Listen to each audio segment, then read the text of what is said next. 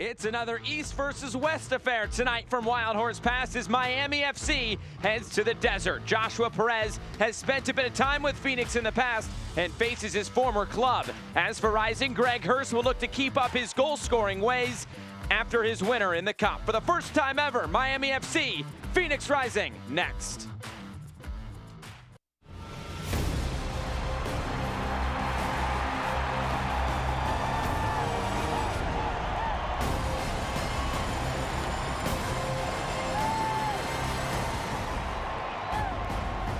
Miami FC trades the beaches for the desert on this Saturday night as Phoenix Rising welcomes in Miami FC for the first time ever.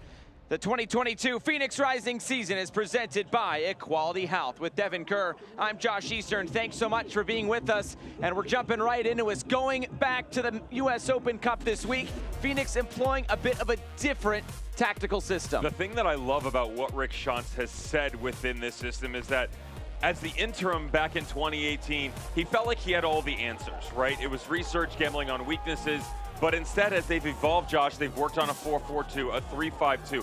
What we're showing you now is the ability to spread the field out so they stay compact defensively, but they add so many more numbers going forward.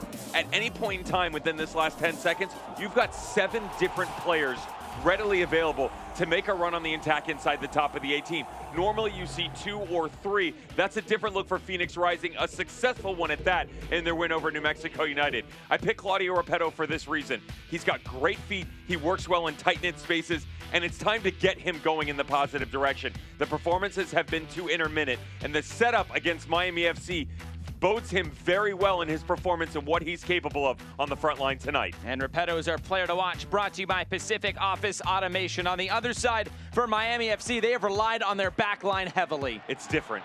It's just different for Miami this year with Anthony Pulis at the helm, and they kept a ton of players for sure.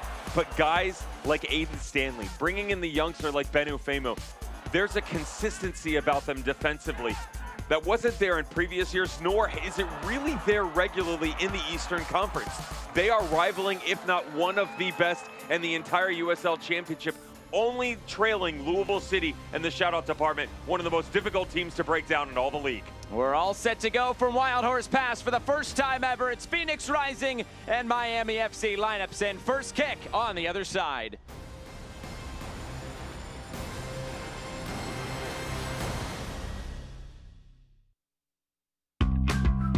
At Arizona Federal, our passion is to help out the community where you live and work, because where you bank should make you feel good.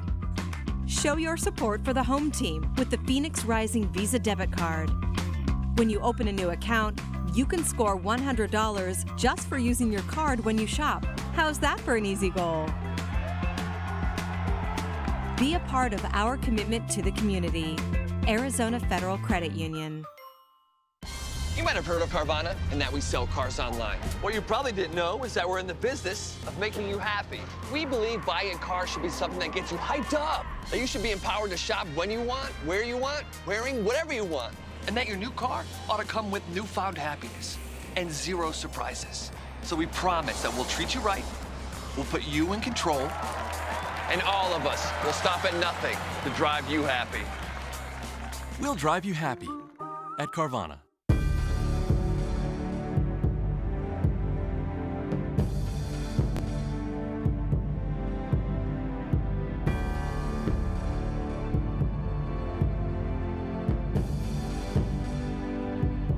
Equality Health is giving doctors more time to be doctors, so they can give you the care you deserve. Ask if your doctor is part of the Equality Health Network today. Equality Health. Caring is back.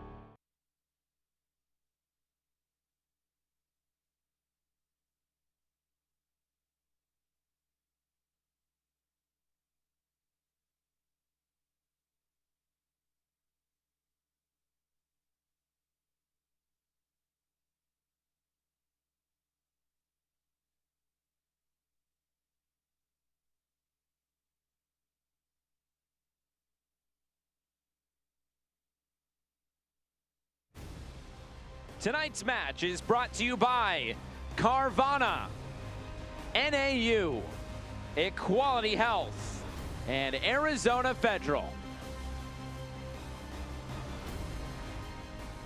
Looking at tonight's starting lineups, the traditional 4-3-3 for Rick Schantz. You do have the ability to tweak if you want going forward, and there's a possibility that could happen because of what Anthony Pulis and Miami FC can bring.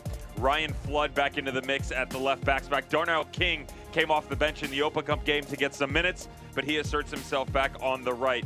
Sejas, Nexter Arturo, and Aiden Quinn has become the preferred choice for Rick Schantz and Phoenix Rising. And how about the front line of Greg Hurst, Repetto, and Calistri? They're going to need higher goal differential tonight against a stout back line that really hasn't given up much. It is one of the better units in the entire USL Championship. The only change from their midweek match is Romeo Parks. That was a long shift for all of these men.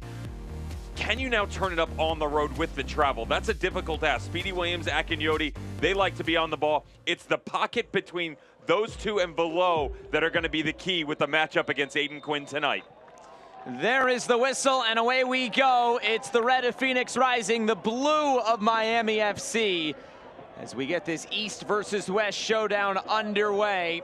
Tonight's referee is Melvin Rivas, here from Wild Horse Pass. Well, both these teams coming off U.S. Open Cup games in the midweek for Miami FC. Of course, that Miami Classico against Inter Miami. They came out on the short end of that, but Anthony Pulis saying what a fantastic occasion that was to be on the field that night in front of a great crowd at FIU Stadium.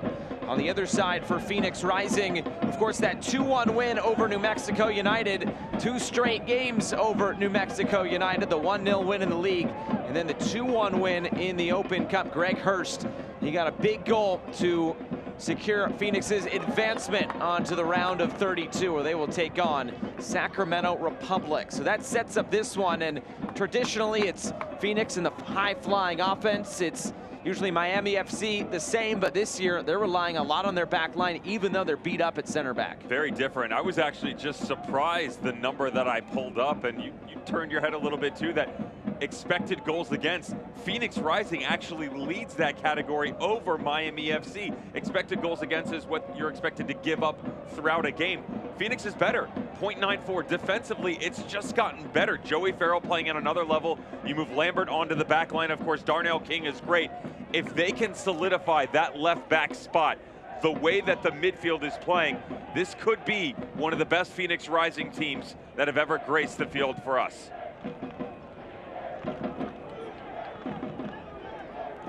Well, tonight at center back for Phoenix Rising, it's Lambert and Farrell. Farrell has been an Iron Man so far this season and slides in again. But here is Speedy Williams, the Jamaican international for Miami FC.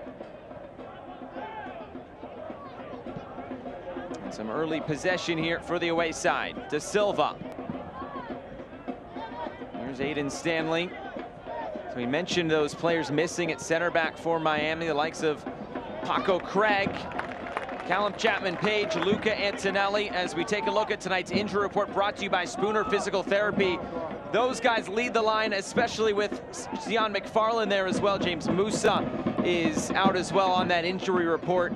So they're beat up at center back. Junior Palacios slides in, not necessarily a center back by trade, but forced into that role tonight, and always difficult when you have to come all the way cross country and you're missing 3 of your best defenders. But they will have to deal with what they have tonight. Josh, we just talked about the back line of Phoenix Rising. We gave a nod to some of the different looks they've given us this season. Miami FC, following suit in the same fashion, had a really interesting conversation with Rick Schantz about kind of how Anthony Pulis has changed over the years. So you'll see an overload on the right. Segbers will come high, change back into the middle. They will slowly move into a back 3. The question is how regularly will they give you that look? Against Inter Miami midweek, they changed fully. The flat 3 was Stanley, Femu, and Junior Palacios. How it looked going forward started to tweak as the match went on, but they also went into a 3 prior to that in their victory on the road against the Tampa Bay Rowdies. And all the matches that I've seen this season, to me, it is one of, if not the best performance I've seen from a championship team, home or away. And Miami FC so far this season, 3-2-1, 10 points in the cup, They took down Miami United, but then, of course, losing out to Inter Miami.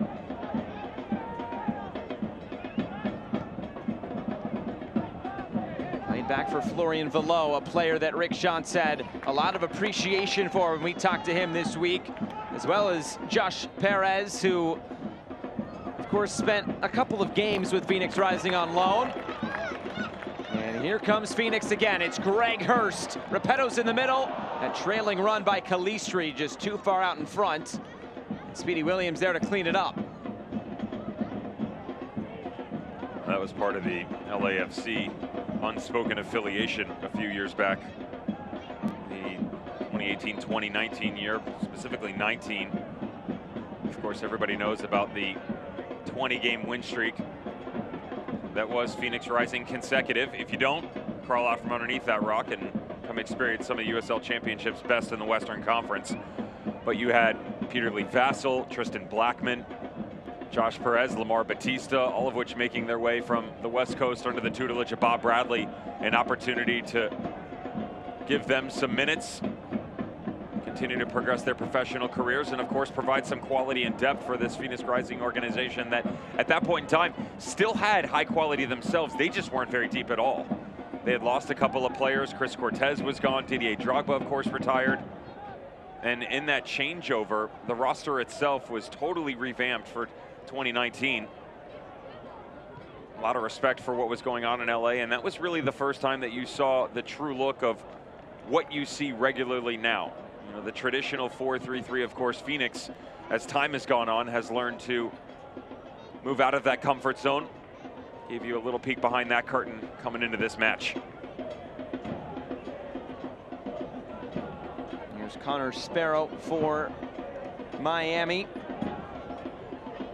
Second season with the club.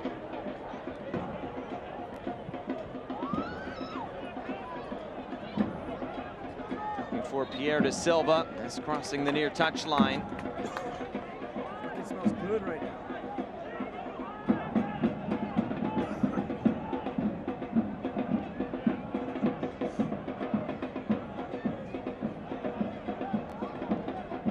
There's a touch for Ben Luntz, and what a week it was for Ben Luntz. And Rick Schantz said he's probably better in the second game than the first, even though he made all those big saves.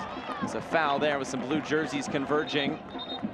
But the big key for Rick Schantz in terms of Ben Luntz is that he's comfortable. He's not on loan anymore. He's Phoenix Rising property, and he's really settled into his role very nicely. USL Championship Player of the Week last week. You don't see that too often for goalkeepers.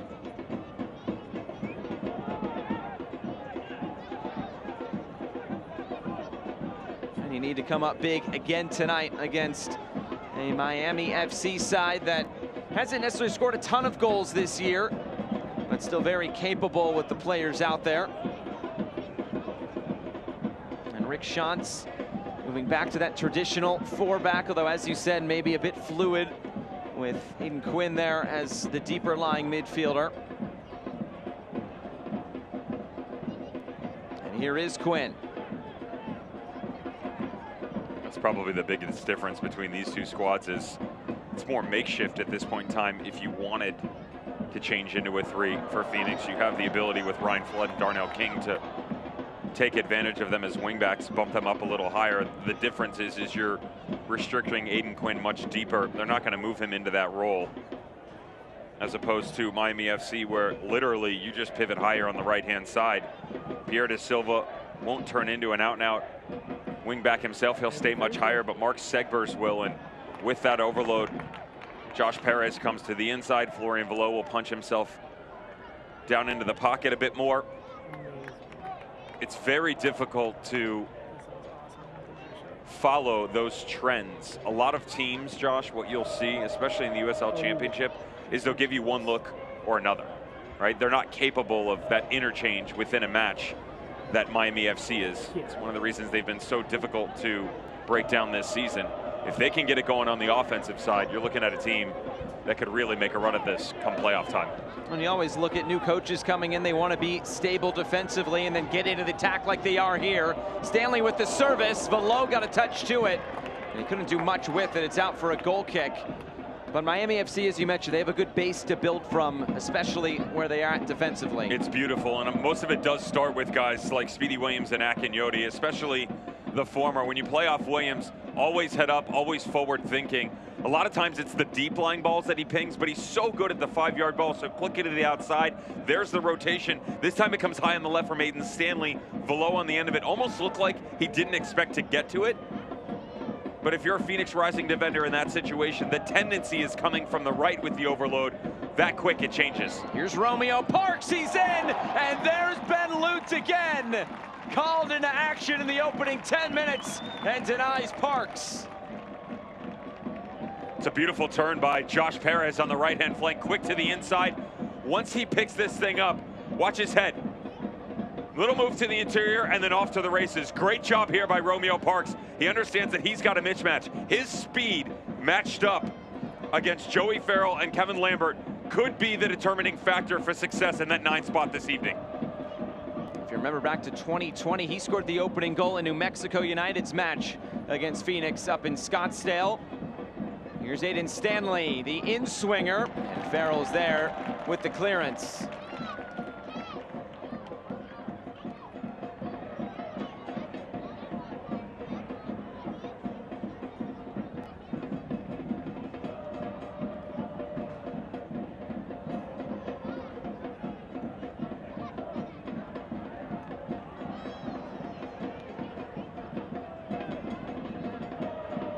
Here's Segbers, and now De Silva. Pings the ball across.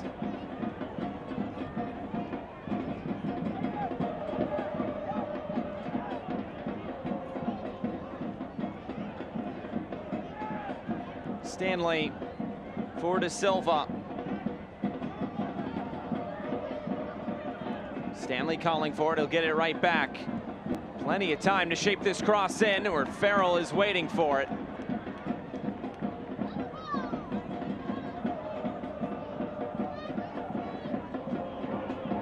Akinyoti stepping into it, driving it in, and it's right at Lute. Looked more like a long pass than a shot, but it was on target. Don't tell him that. He's got plenty of space to step into. Mark Segbers picked his head up and just realized they didn't really have anywhere else to advance on that right-hand side, so you come back to the interior. As mentioned, the dangerous faces and names that you're going to hear most of the night don't usually include Bolu Akinyoti, but don't sleep on him. He's got a cannon himself. Maybe not the best strikes that he could hit, but still a good look. It's interesting defensively, though. They're struggling a little bit right now because of all the numbers, the way that the rotation is coming from. Knowing what's going to be thrown at you, Josh, and absolutely understanding where the execution needs to come from is two totally different things. And Joey Calistri dropping deep, trying to help with the extra runners, hasn't really enabled them to have some of those outlooks so far when they have picked up possession. Flood down the line, Hurst couldn't get there as this runs out of play. Well, fans, be sure to get to Arizona Federal Credit Union to get your Phoenix Rising debit card. It's a great way to support the team. Spread the word and you can score $100 when you get one. I've got to say, it's the coolest looking debit card I've seen. Visit ArizonaFederal.org/Phoenix Rising for more information.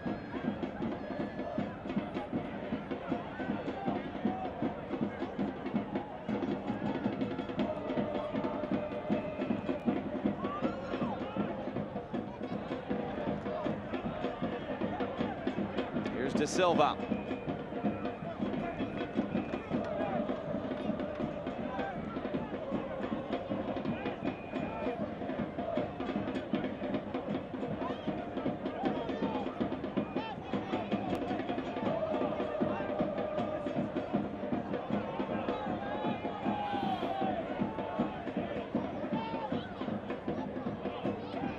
And De Silva. Miami, a great start to this game on the road, already forcing a big save out of Ben Lutz. Wanting to turn the page from that game against Inter Miami in the midweek.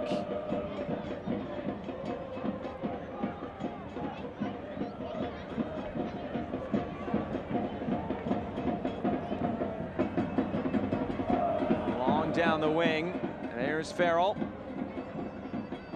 let this run out of play. We talk about Miami's back line and their clean sheets, the 4 out of 6.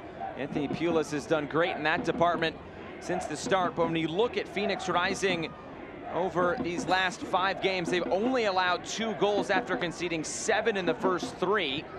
It was a tough start to this season for Phoenix, but they have really buckled down defensively, and that has also come with a positive turn in results. They too have really mirrored what's going on at Miami FC in the sense that the back line, the goalkeeping situation, that's kind of put everybody at ease, hasn't it? But both have struggled in the 9 department. Everybody can look at Greg Hurst and what he's done so far for sure, and good reason. Here's De Silva getting end line and going all the way through the end boards. It's a corner kick coming for Miami. Most of those goals, though, Josh, have actually occurred from like outside in, though, yes. right? It's balls coming from the diagonal or crosses that's been whipped into the box, and they've been able to get on the end of it, not from a central location, though. So whether it's Claudio Repetto, Greg Hurst, you look at Romeo Parks and Kyle Murphy on the Miami FC side, that's where the managers are really looking to get their teams going right now, because outside of that, everything else has been clicking for both of these squads. Florian Velo stands over the corner kick for Miami. And Stanley, a short option. He's put right into the mixer. The header by Palacios is off the mark. You know, the other side of this is Phoenix have admitted, specifically the words from their manager, Rick Schantz, that they don't necessarily need as much as the ball as they have in years past, right? They're content with sitting back, absorbing some more pressure, and then taking it the other way. There's a good look at the numbers, and that separation could continue to occur and favor the visitors. Miami FC, they want all the ball. They want to make sure that they're on the ball as much as humanly possible so that they can find their mismatches. They're going to change shape, distort you to the manner in which they feel like they can exploit on the other end. It'll be a good test of character and patience. And Rodriguez puts this into the outside side netting. So then who do you think that favors? If Miami already has 60% of the ball, Phoenix okay sitting off? If they sit in the 4, which right now they are for Miami FC, they're only going to send one outside back. If they don't regularly move into a 3 and they just pivot slightly here and there, that favors Miami FC for me. It's when they get caught with numbers and they get caught on the break that could get them in trouble, because you know Claudio Repetto is going to stay high. You also know that Greg Hurst is going to basically shadow him over that left shoulder. How deep does Joey Calistri have to come with those pivots on the right and left, respectively, if it's Aiden Stanley or Mark Segbers? And if he goes, you've now pulled another one off that front line. So for me, the possession battle favors Miami FC. But again, you can have the ball 75% of the game. What is that in relation to the field? How high up are you? What are you doing with it? We've already seen some quality creation so far, but it's not like they've had really good looks. Just the one by Romeo Parks. Rick Schantz admitted that the possession didn't really matter to us in the Open Cup game against New Mexico, but he said the early goal really changed things in that facet where they could just kind of sit back, let New Mexico come at them. Remember as well, you could go 3 games in a row where you're chasing a ton. So how does that look from a metric standpoint, where all of a sudden you're looking around and going, well, our guys normally average these types of numbers. We ran a lot more. There was more energy used here. Now we're going to have to rotate. That can affect you in the long run as well. It's something that they're not overly used to, but they have to get to it, because come playoff time, start scouting another Eastern Conference team. You take a look around the West and you match up against New Mexico again. They're going to want tons of the ball. It's part of that chameleonic nature that Phoenix Rising is going to start to experience more. Laid into the back post by Calistri. Hurst was attacking it. It was just too tall for Repetto. Miami a bit pinned in here. Let's see if they can play out. There's Akinyode.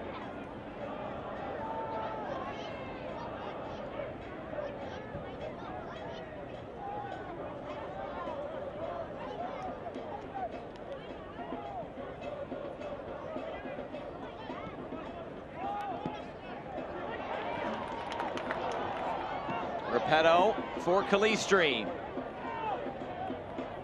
And now Darnell King. Off the mark with Repetto.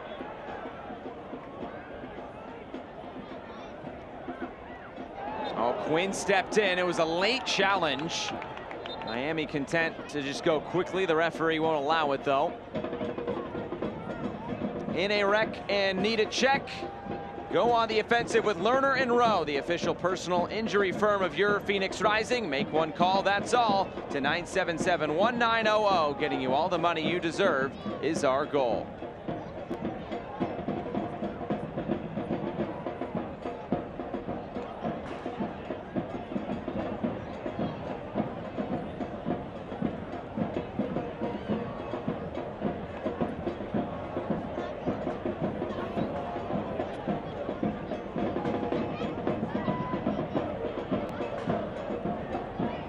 Long over the top. Marks just lost his footing.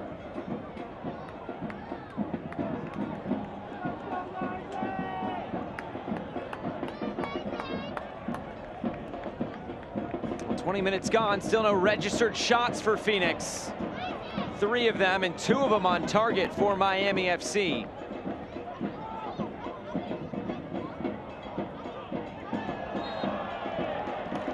Foul just outside the boxes. Rodriguez was brought down in a dangerous place for a set piece and potentially Aiden Quinn. It's a big mistake from Boluak and Yodi, and he leans into it just to get a bit of pressure on the backside. He's got help from Pierre da Silva after Aiden Stanley got split, but there's no reason to step in that fashion.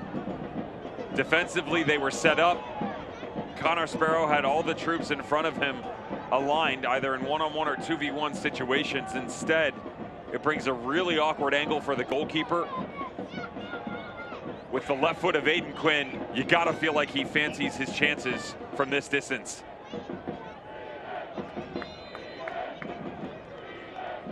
Quinn will serve. Good ball! But the flag is up for offside. Oh, what a ball in from Aiden Quinn. But it's all for naught.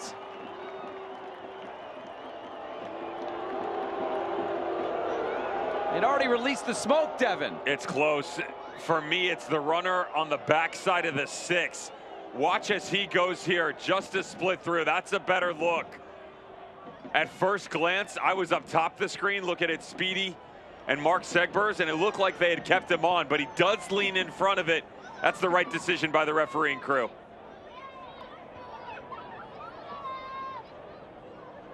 Really thin margins there, denying Phoenix the opening goal. Oh, here comes the shadows in the darkness. South End was quick with that. I mean, that was immediate. Into the smoke. Cross is blocked down. A push from behind. Is this going to be a yellow card? It will on Luis Manuel Cejas. A caution has been issued by the referee to Phoenix Rising FC. Obviously, it's a foul. It's just, for me, 23 minutes in for someone who hasn't committed a single infraction to card him for something in this fashion. It's not like it's on a break or there's quick options for him to go the other direction.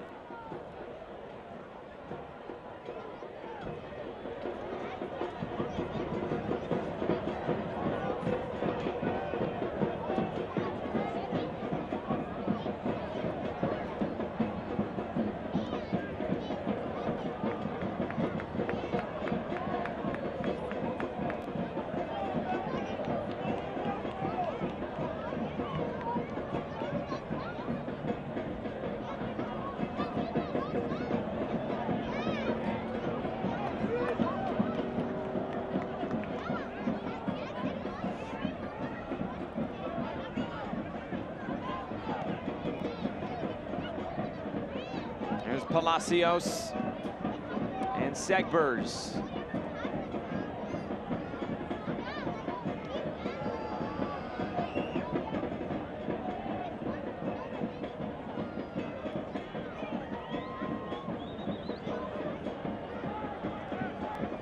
Stanley for Da Silva. Surveying his options. Rodriguez and King close in. Below tries to keep it alive. Phoenix playing in tight quarters here.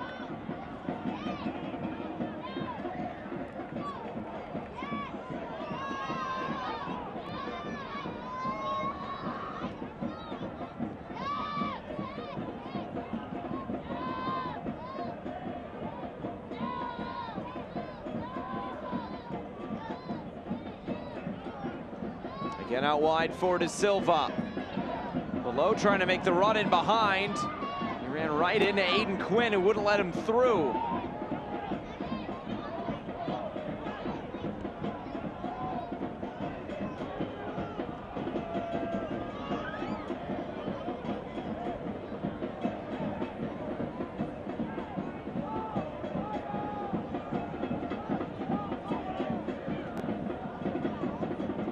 Having a little trouble coming down the middle for Miami FC. Watch the starting position up top. A lot of times what you're seeing as Romeo Parks rotates to that right-hand side, the ball comes up over is Florian Below going up next to the striker.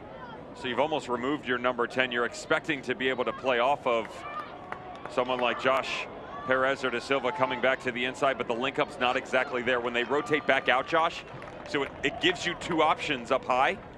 That's why some of the diagonals being whipped in have proved successful for the visitors. The problem is you don't have that out-and-out playmaker down underneath. A bit surprised you haven't seen more of Aiden Quinn because of it. Now defensively, he's still tracking the runners, but that leaves a lot of space in theory for him to operate into. They haven't been able to find his feet though. And there's Below stepping in to win it back for Miami. Trying to play in Perez. Farrell stepped in, maybe a transitional chance here for Phoenix. And it's Greg Hurst.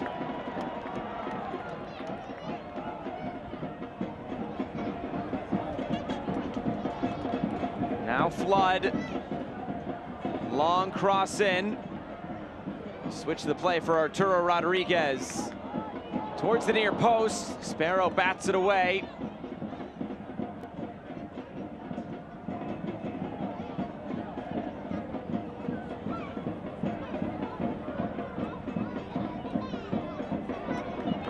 Another turnover.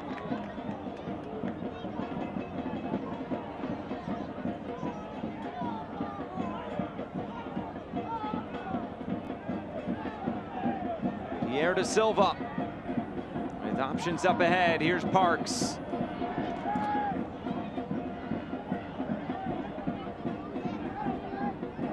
De Silva shapes the cross in. Diving header! Joshua Perez scores! Great service in from the left. The header was sublime, and it's 1-0 Miami. We said earlier the possession battle was always going to be won by Miami FC, but what are you going to do with it? Let's start it off with Pierre De Silva. Notice his restricted position as he cuts this thing back to the inside. Now you have to exhibit patience. Romeo Parks does just that. He recognizes they don't have the attacking option going forward. Aiden Stanley starts to pivot up. You drag a runner with you, which leaves one less defender on the back line. As you come back over, now you got to pick up your runners. Here's the inversion that we talked about. Below comes near, Josh Perez comes in from the back wing, and then the two center backs just lose them. There's plenty of space for one of the smaller guys on the field at 5'5" and Josh Perez to stick this ball into the back of the net. Second goal on the season for Josh Perez. Second assist on the season for Pierre De Silva.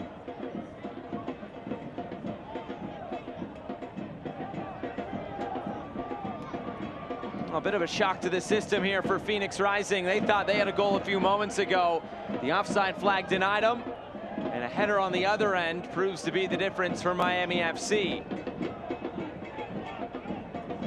It's a thing of beauty though, isn't it? I mean, the way that they work that thing side to side. Every single player that you would want on the ball, if you were Anthony Pulis, got an opportunity to take a touch, right? I mean, previously, the initial movement actually started with Speedy Williams. Then as you recycle and get a second opportunity off of it, You go from Pierre Da Silva, you work to your 9 up top in Romeo Parks. He recognizes, okay, the attack's not on the way that we initially planned it. He couldn't get it to the other side of the field, so you've got to wait. That's something that Romeo Parks wouldn't have done a couple of years ago. He would have tried to have gone it alone. Instead, keeps his head up. Both Stanley and Da Silva draw him out, and you get a ball back in. That's exactly what Anthony Pulis has been looking for. The only thing he would ask differently is that maybe Romeo Parks was on the end of it. Sure. So one of his 9 scores. Yeah. But still, all 3 of your attacking options on that front line, Da Silva, Parks, and Perez touch the ball, and the run by Velo to the near post helps create that separation to get their opener.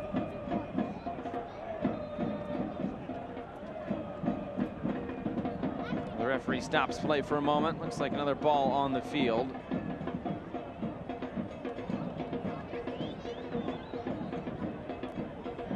That's been kind to Phoenix when they have conceded that first goal.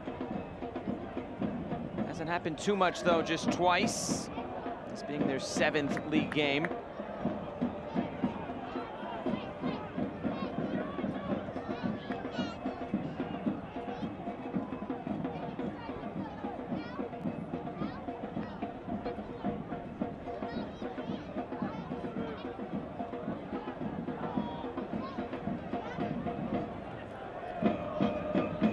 Darnell King trying to slip it in behind. Stanley steps in and taps it out of play.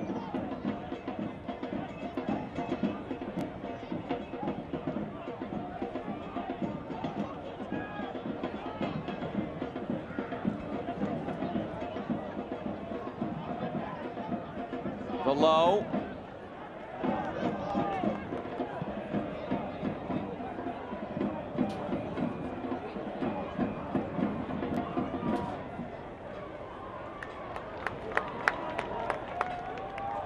Phoenix trying to get something going into the attack past the half-hour mark. Quinn.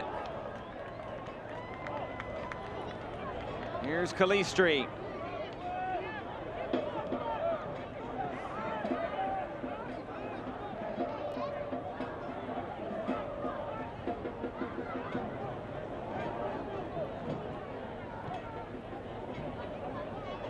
Greg Hurst.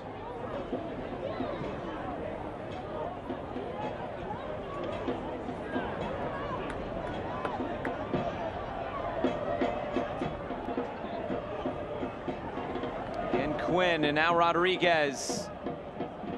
Quinn for Sejas. Da Silva racing away, winning a throw-in. Well, you really couldn't ask for a better 30 minutes here from Miami FC. Really stymied Phoenix's attack, have found a goal of their own. They lead 1-0. They've been great, and that's not to say that Phoenix Rising has been poor. It's just the quality of level from the boys wearing the blue jerseys this evening has been that much better. I will say that some of the decision making by Phoenix Rising has gotten themselves into trouble. If you watch just right now, a couple too many touches, a bit slow to release when they start to move forward, Josh. I mean, the sequence just prior, it's good ball movement, but it's one too many touches, quick ball into Aiden Quinn. He then has to have almost an emergency release valve going the other direction, and then you're scrambling and trying to make your way out. It's less fluid in the buildup. Take a touch, move it. Take a touch, move it.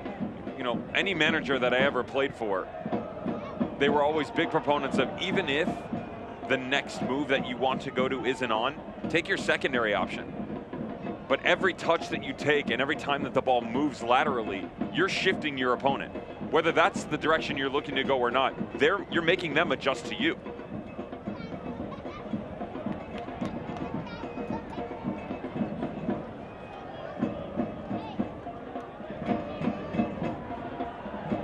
Oh, Perez in plenty of open space. For Da Silva. Da Silva. And it's taken by Luntz. Nobody making that run.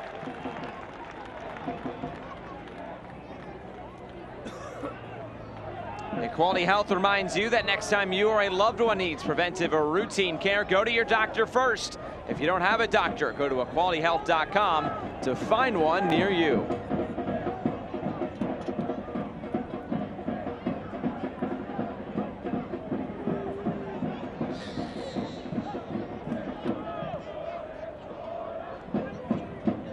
Quinn gonna ping a ball out to the left, and too tall for Ryan Flood.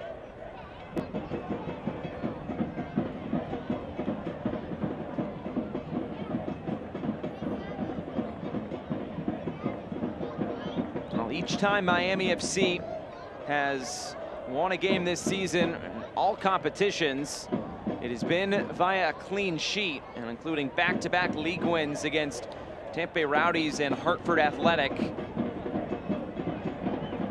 4 clean sheets so far this season in the league, and so far so good against a very potent attack here in Phoenix Rising. Bit of a disaster here at the back. Eventually it's caught by Connor Sparrow. Appeal for a back pass, but not going to get it.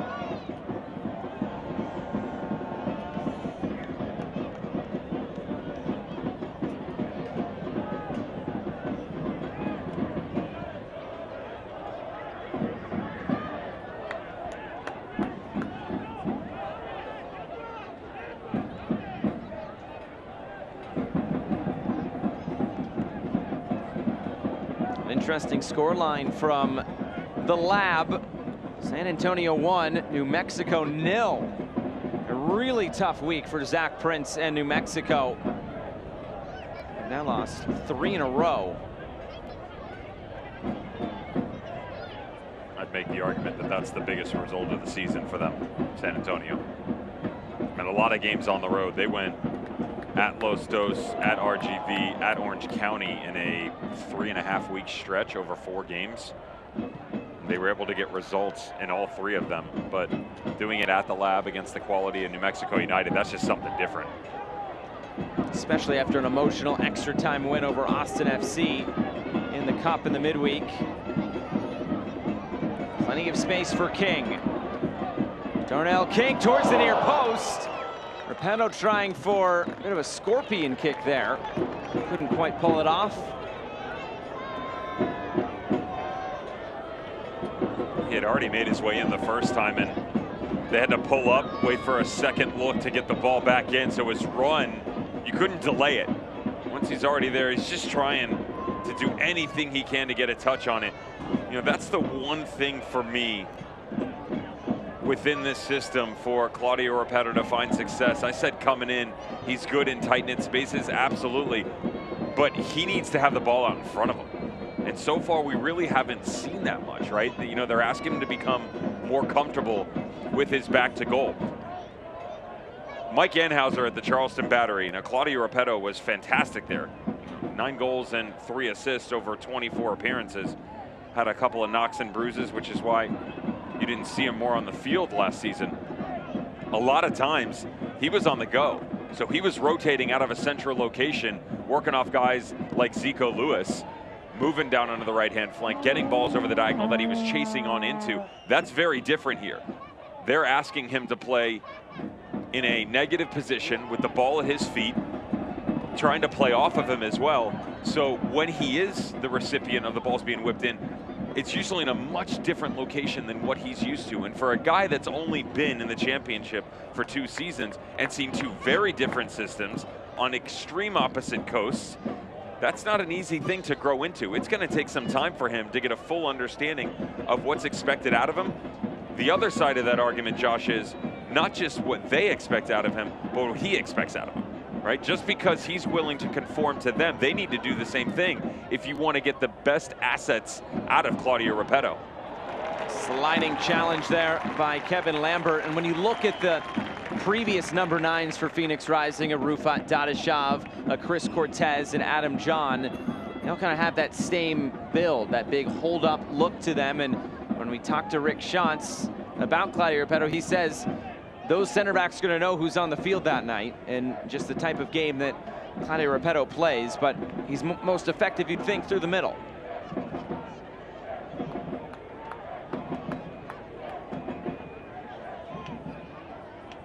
Here's Arturo Rodriguez. Took a hit as he released that pass. Advantage being played. Here's Darnell King. King, the early ball across, bouncing towards the penalty spot. A swing and a miss there for Greg Hurst. Just bodied off that ball.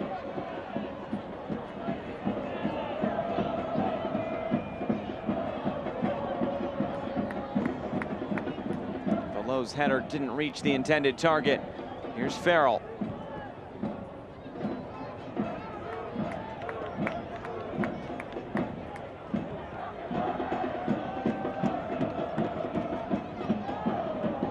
Rodriguez. Flood. Stoppage in play. It looks like there will be a yellow card issued for that last challenge. Speedy Williams into the book.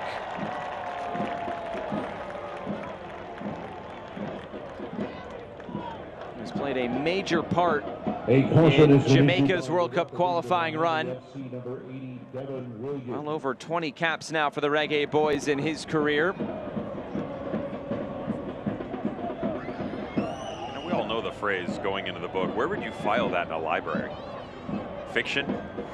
Sci-fi? You're asking a question that I do not have an answer to. Children's fairy tales. Ask the Dewey Decimal System. That's the much. You don't even know what that is. I just have heard of it. I'm old enough to have been taught that. I was taught it too in elementary school. You just forgot. I just forgot. It was a long time ago. It's a piece of knowledge that you've deliberately stored in a different part of your brain. I'm sorry to my elementary school librarian that I didn't take that all the way through.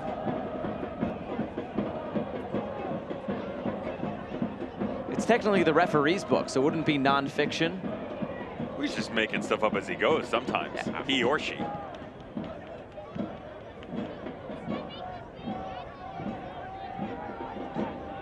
I promise you, many a player have fallen victim to the fables that have come from the head referee. And some players have just decided to, hey, rip it up.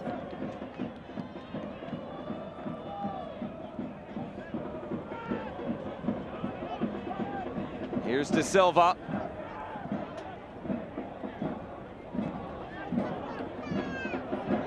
Miami content to play with the ball here. Palacios.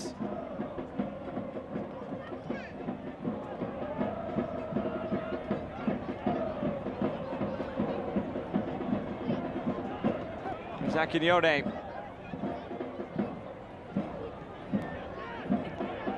Stanley steps up. Now De Silva. Velo able to keep it. Now it's turned over. Calistri. And De Silva wins it back. And he has some space to run into. Early ball across. Flood was there to poke it away. But Akinyode steps up. He'll clip this out to the right. Perez looking to the back post, and this one headed out for a quarter-long spell of possession there for Miami. You've got to decide if you're Phoenix Rising, if you can, first off, keep this onslaught that is the ridiculous amount of touches on the ball for Miami FC at bay until halftime. When you head into the dressing room, what's the vision you're looking for going into the second half? Do you want to continue to chase in this fashion? If so, you're going to have to open yourself up on the counter more. Otherwise, it'll almost be like a fight fire with fire. You're going to get on the ball more, remove some of the opportunities that are coming for the visitors, take the sting out of the game. Stanley sets himself, now curls it in.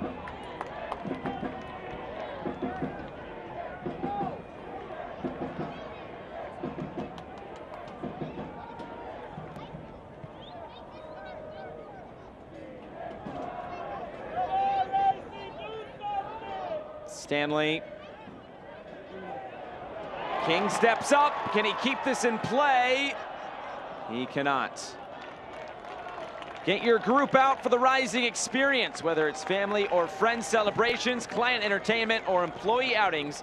We can make it memorable for the whole bunch.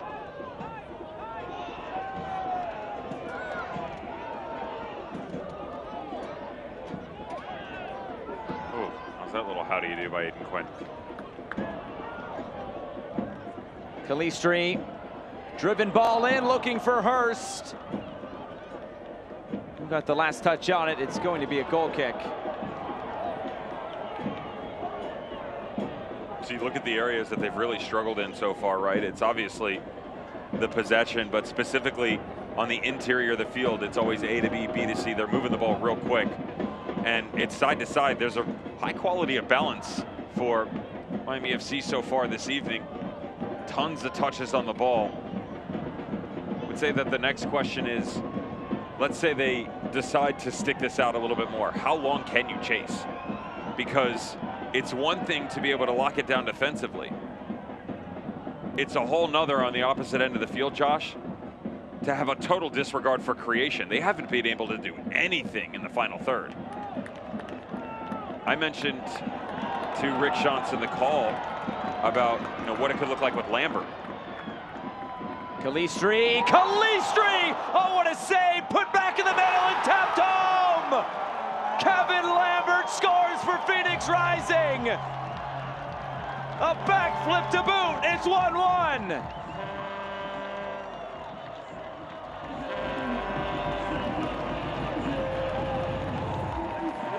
We were already going there, so we might as well just finish the point, right?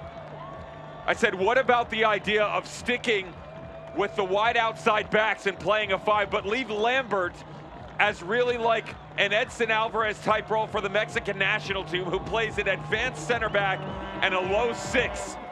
He can continue to make steps up through the midfield if an opportunity presents itself.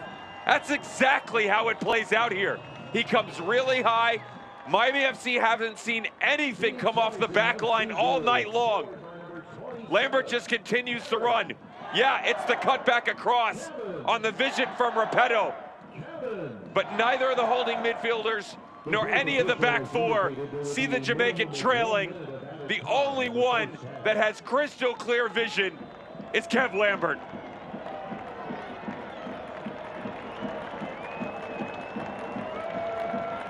It's his first goal of the season. It's his 12th goal of his Phoenix Rising career. And that will bring us to the end of the first half. And we're right back where we started. It's all there for the taking. Not a single shot on target for the home team until they just put that one in goal. That gives you an idea of the struggle they had to deal with. They weren't accurate. There were a lot of mistakes within the midfield. Terrible turnovers that allowed Miami FC to boss the first half, and yet all of that hard work for the visitors pushed by the wayside as we head into the dressing room even. Changes galore coming for both managers, I promise you that, because this is not checkers, it's not chess. This is some whole other sort of game that these guys are going to have fun with in the second half. What a first 45 minutes. We expected a fun one tonight between these two teams for the first time ever. East versus West, Phoenix versus Miami. We've had it all. Halftime from Wild Horse Pass. It's Phoenix 1, Miami 1.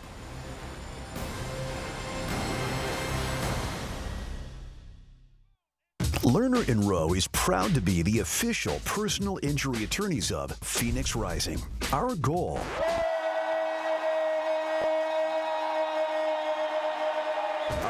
is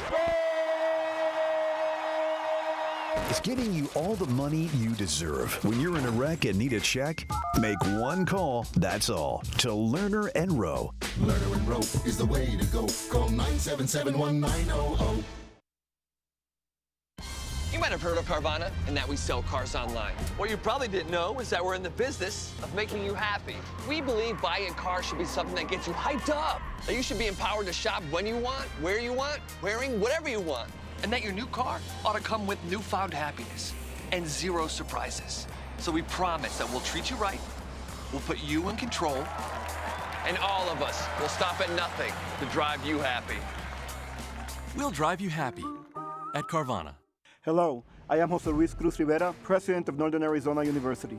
We are a proud sponsor of Phoenix Rising. NAU and Phoenix Rising have much in common. We're both building on a strong foundation of success. We are both champions in our own fields, and we both strive for excellence.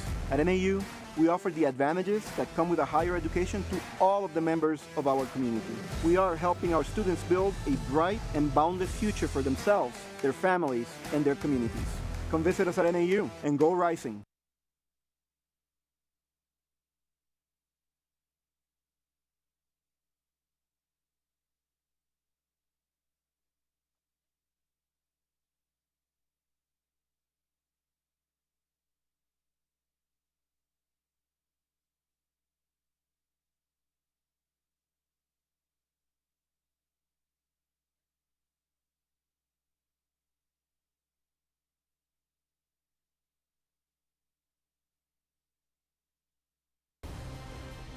Halftime from Wild Horse Pass. Phoenix 1, Miami 1. On this week's Rising Recap, Channing Chaston goes back to his high school, Hamilton High School here in the Valley.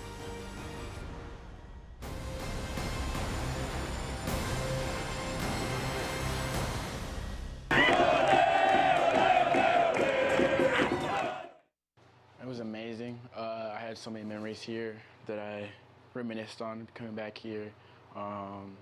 To come back to the school and just walking up to it made me feel like it wasn't too long ago that I was here. I miss it, definitely. Had some great memories here, like winning the state championship, just going to class with my best friends every day, so it was a great time. I gave my tickets to Heather Hackett. She's the yearbook teacher. She would always come out to my games and take pictures of me just for fun. She never had to, but she did out of the kindness of her heart to do so. So I gave those to her. She took my senior pictures as well. My family loves her, so it was nice to give it to her. I mean, I don't think I would have dreamt that this could be possible when I went here. I definitely always had aspirations of doing this, but to do it so soon, it's amazing. But I think it just makes me want to do more and achieve more and give back more. So maybe one day I can have like a soccer field I can donate back to them or something, so we'll see. Rising as One is much more than a catchy slogan or tagline. It is the guiding pathway for which all members in our community experience, from the youngest to the very oldest, playing professionally with our Professional United Soccer League team. Our emphasis and commitment to our members' experience is unparalleled in the soccer community. We live and breathe our core values to inspire, develop all of our players on and off the field. Our player-first environment is a proven developmental approach, whilst in a positive, engaging, but also an enjoyable environment. With 6 regions delivering programs and services across Arizona, we include families across all demographics of life and a focus on inclusivity. Our player development pathway that includes consistent player feedback and opportunities to progress through our platforms, including our branch All-Star program, E64, Elite Clubs National League, Elite Clubs Regional League, USO Academy, and our MLS Next Academy. Opportunities exist through our club-wide fundraising initiatives to provide support for those who otherwise would not be able to participate in youth soccer. Our member-exclusive opportunities with Arizona's highest-level professional soccer team on tickets, group outings, partner discounts, and much more. Would you like to learn more? Come and join us at our tryouts this year at prfcyouthsoccer.com. Rising is one! Rising is one! Rising as one! Rising as one! Rising as one!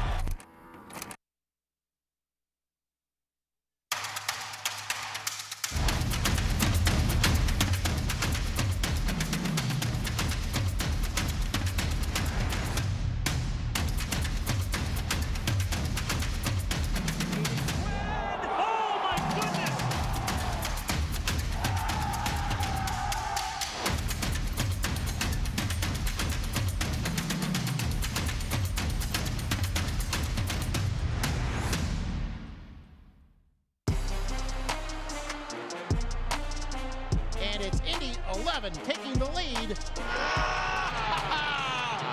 Great finish.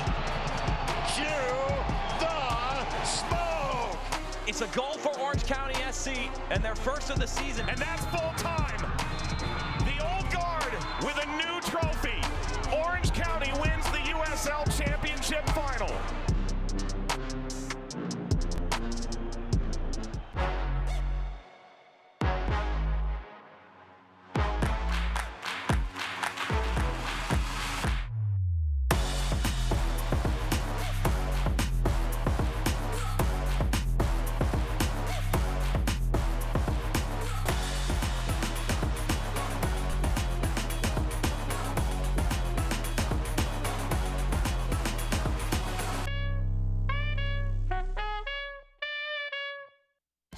You might have heard of Carvana and that we sell cars online. What you probably didn't know is that we're in the business of making you happy.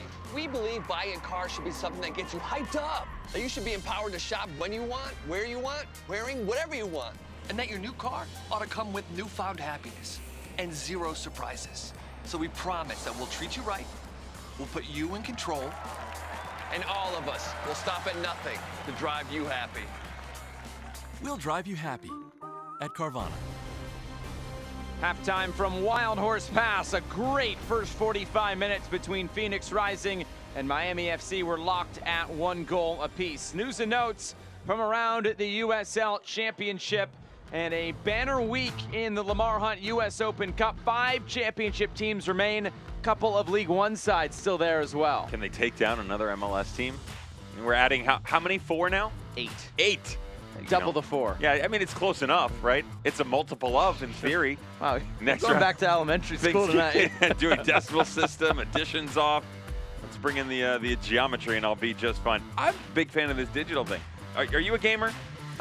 Yes, I just did sell my gaming system, but I will play if given the option. Gotcha. I don't Maybe have I'll have to do this now because I can play online. That's what I'm saying. Rumor is that they're working your likeness into the game to voice over some of the matches. Me? No. Okay. It's just a rumor for you, only you. We'll see. Let's take a look at the best Western scores from around the league. We talked about that San Antonio score, but how about that goal from Haji Berry tonight and RGV, a big win over Sacramento. Colorado Springs, after the debacle that was the Open Cup, and then turned it back around and lost, no longer unbeaten. They get back in the winning ways. Not a lot of people have walked into Tulsa and been able to get a result, by the way, so that's much bigger than just the scoreline shows.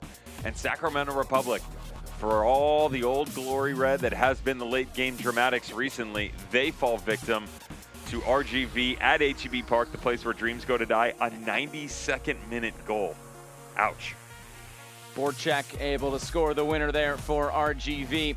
It is halftime from Wild Horse Pass. We are in for a good second half to close out the night in the USL Championship. Stay with us. It's 1-1.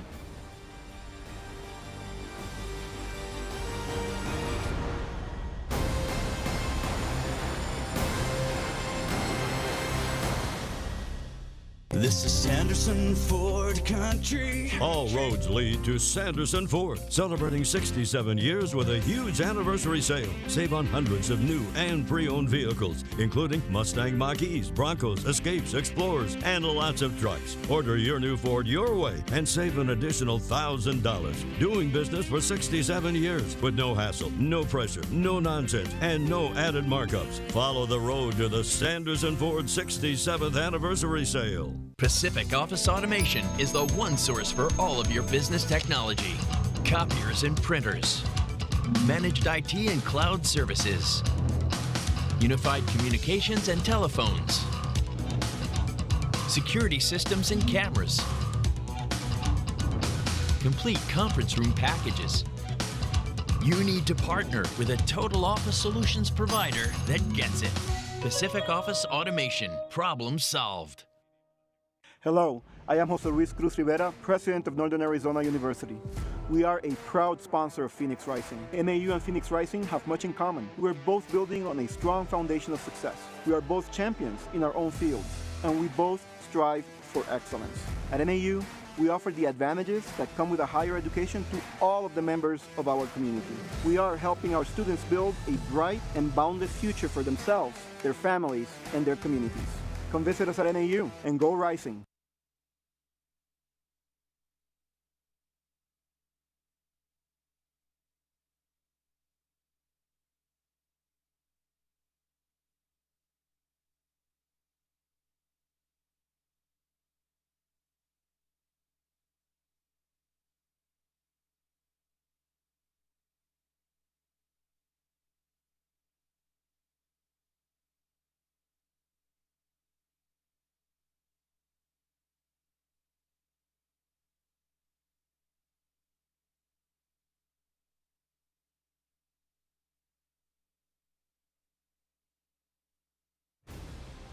Tonight's match is brought to you by Carvana, NAU, Equality Health, and Arizona Federal.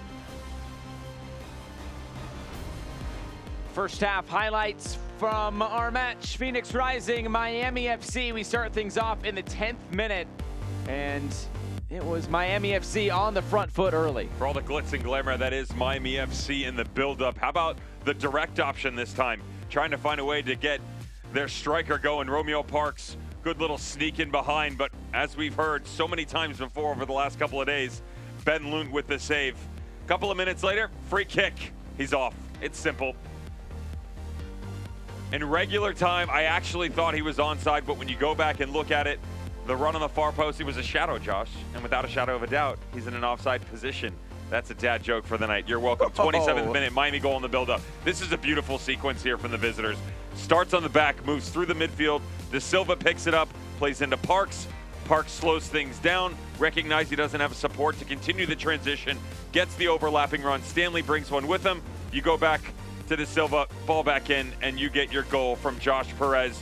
But watch Lambert on this run. He starts the tackle, just continues. You have to finish what you start in this situation. Just before halftime, he recognizes the space. Look at all the blue jerseys standing around.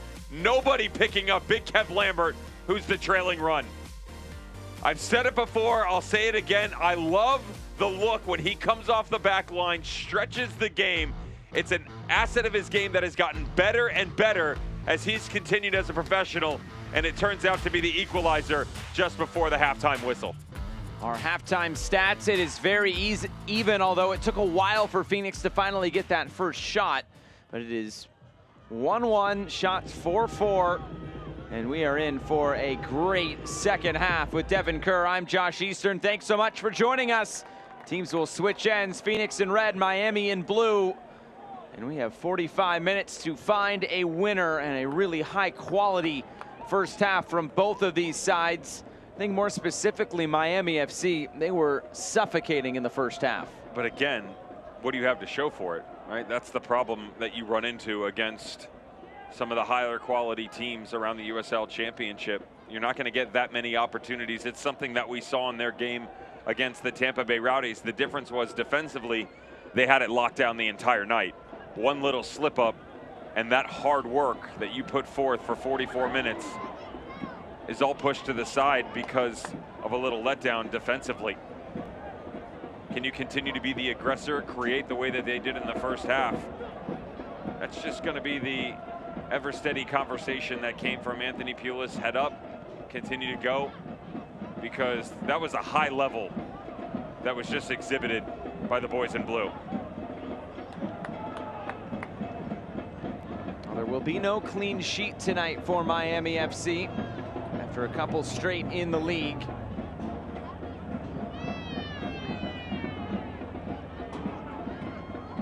Not many teams can come here to Wild Horse Pass and keep Phoenix Rising off the score sheet.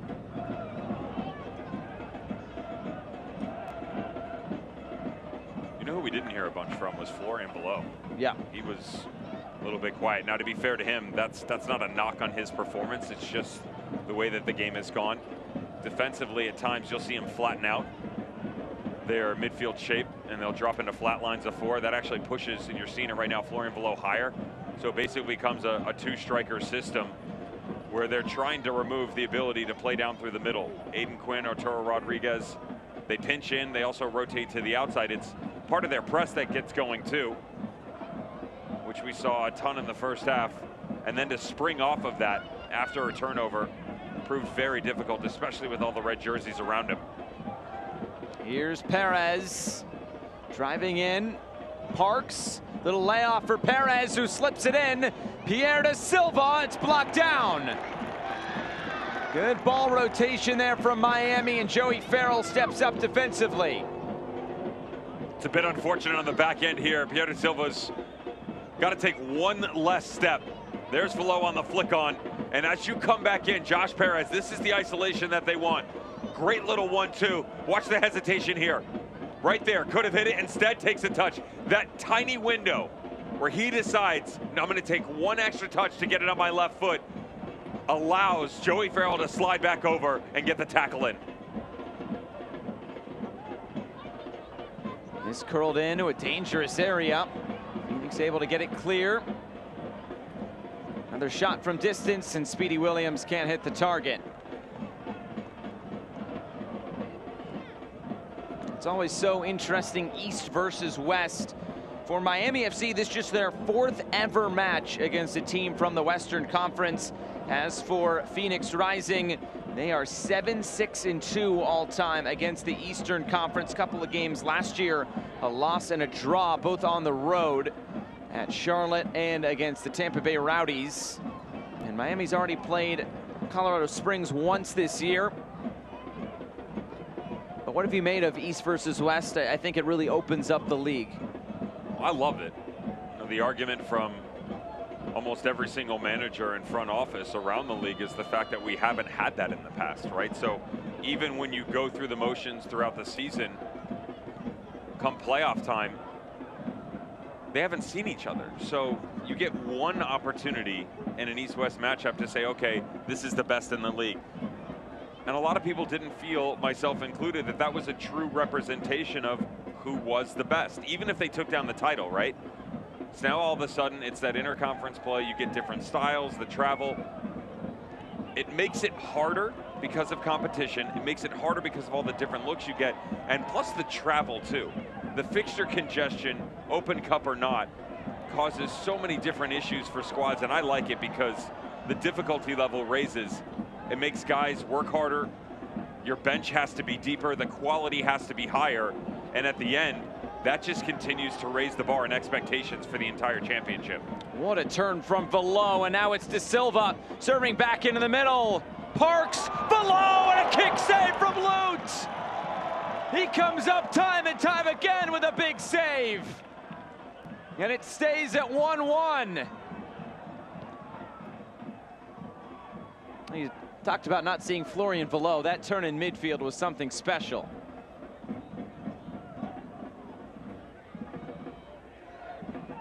Now it's Rodriguez. Quinn. Touched along, too much on it, and through for Sparrow.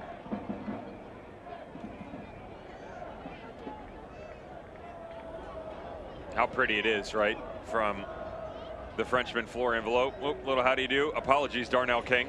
As he spins, that's the biggest factor here is look who he dragged with him, the outside back. Darnell King overcommits. It is a great turn, but it's more about the space that's available in behind for Pierre De Silva to step into. And then as everybody rotates back over, that creates separation, which then allows their number 10 to try and get a strike off. Cause and effect. It's one of the things that when you look at an Anthony Pulis squad dating all the way back to OCB when he was at the helm there, working through St. Louis, and then now at Miami FC, he's so good at finding the spaces to take advantage of.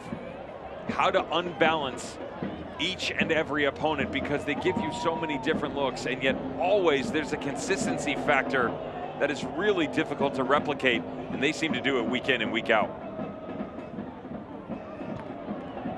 Heavy collision there. Look at maybe what is to come on the bench for Anthony Pulis there in the background. Christian Sorto, a big piece brought in the offseason. Amar Walker, also the Jamaican international. Kyle Murphy waits on the bench. These two teams both exhibit quite a bit of depth, and if they need to dip into their benches, there is not a big drop in quality.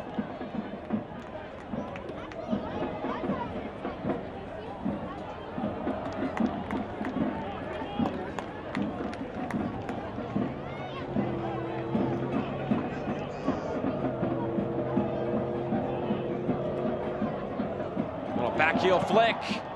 Quinn had the shot blocked down. Calistri trying to keep it alive. And a quick restart there on the foul. Here's Florian Velo. Velo brought down.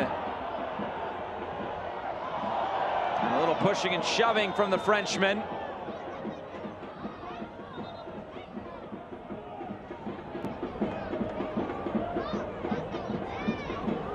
Alvin Rivas would like a word.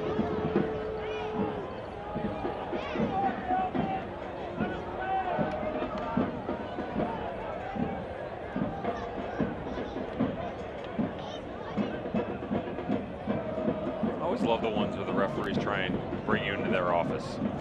It always reminds me of,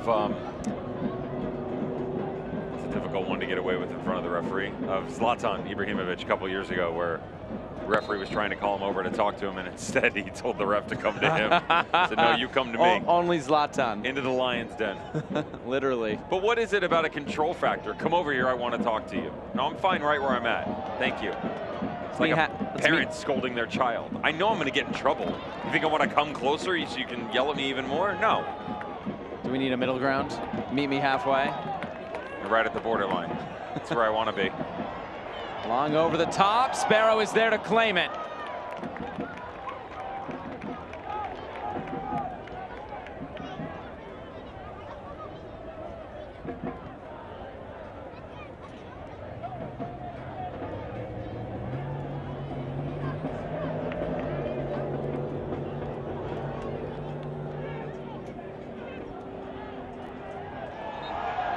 Little jersey tugging. Rodriguez and Perez.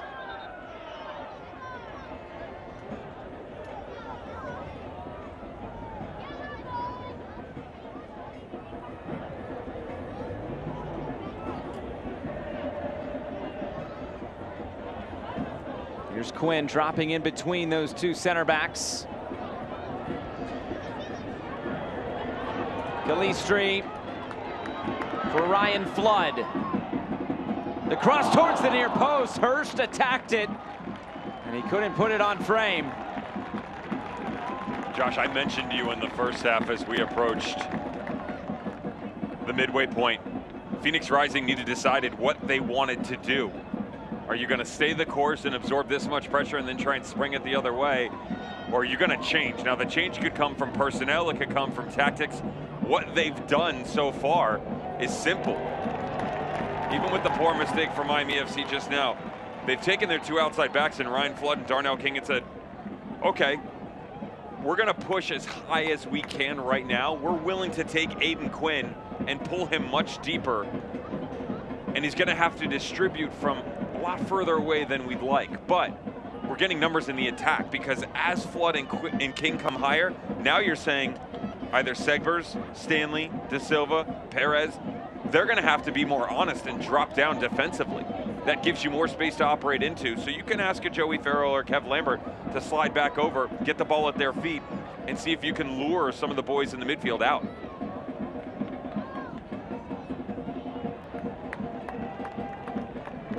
Tactical chess match between the two managers, really intriguing tonight, especially going back to your point in the first half, Devin, of the possession game of Miami wants to keep the ball. Phoenix is okay sitting off, and maybe a little bit more of the ball in this half for Phoenix Rising. Here's Flood trying to get end line, now tries to cut it back. Perez had that red.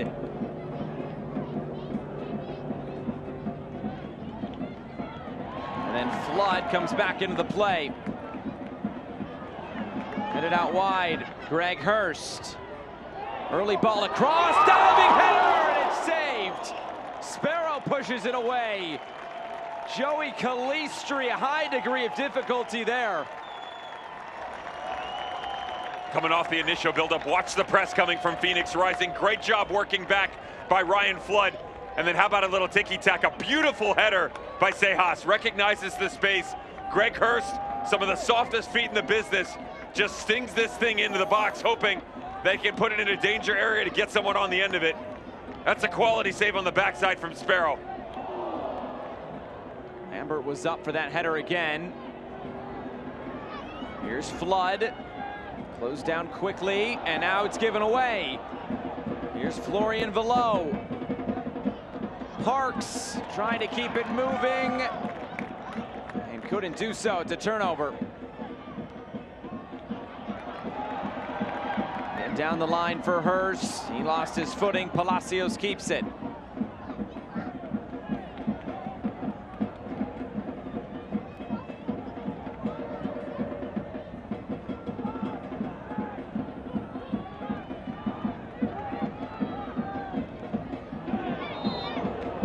Flood there on the foul, and might this be more? It's Perez who is down.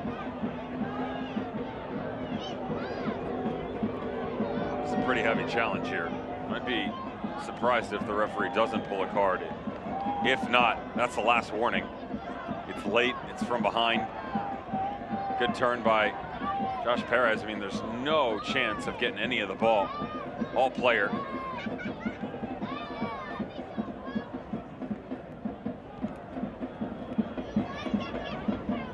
No after-school special on that one, huh? No.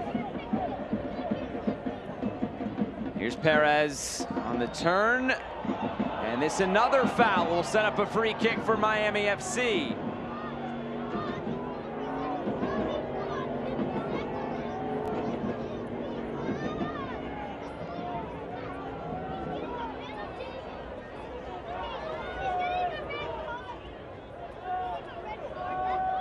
We've seen some quality trickery so far from Miami FC over the course of the season. I like the one from the corner in the first half.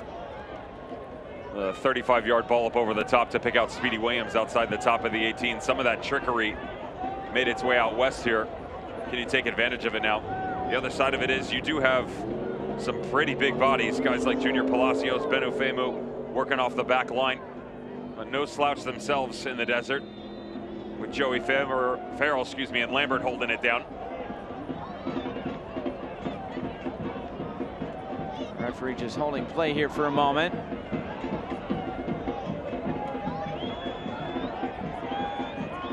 Stanley on the left, below on the right. Two-man wall for Phoenix.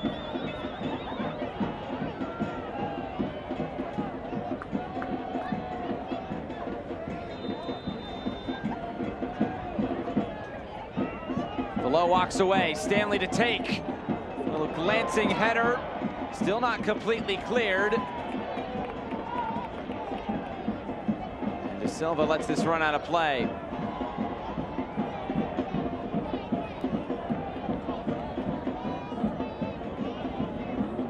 Speedy Williams will have a hit. It's blocked down, may have been friendly fire.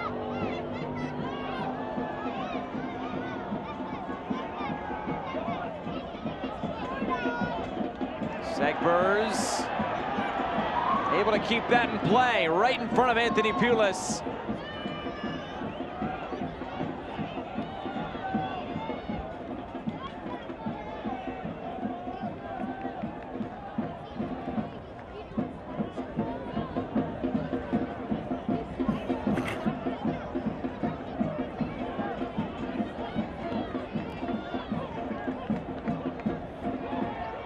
Femu plays it back for Sparrow. Sweeps his right foot through it. And this out of play. Cintrone World is an aspirational lifestyle beverage brand and proud to be the exclusive energy drink partner of Phoenix Rising.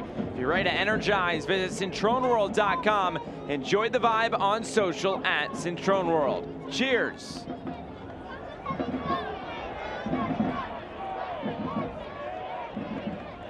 Both goals in this game on the other side of halftime.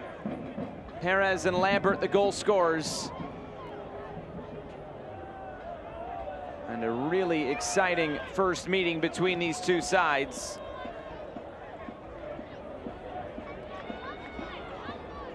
Akinyode serves it out to the left in Pierre De Silva.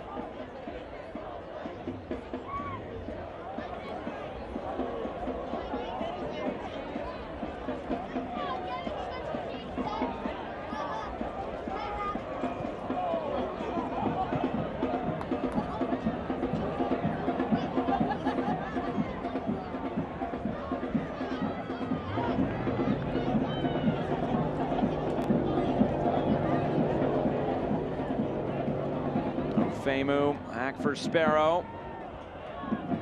And now Speedy Williams with space.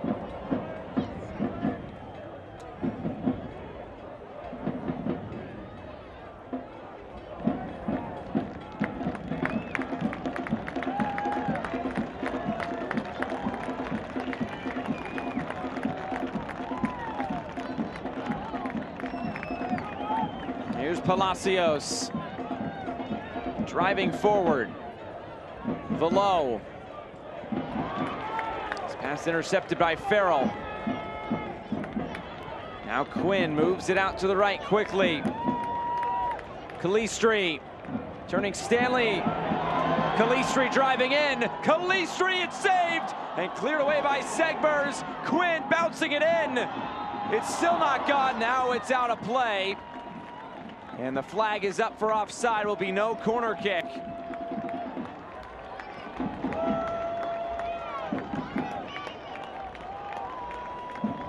Substitution here for Phoenix Rising. Marcus Epps, Santi Moar are coming on. Substitution for Phoenix Rising FC. Entering the match is number 7, Santi Moar. Leaving the match is number 45, Claudio Repetto will be coming off alongside Arturo Rodriguez. Entering the match is number 20, Marcus Epps. Leaving the match is number 10, Arturo Rodriguez. Not a bad night for Claudio Repetto overall. Again, just trying to really find his identity for Phoenix Rising.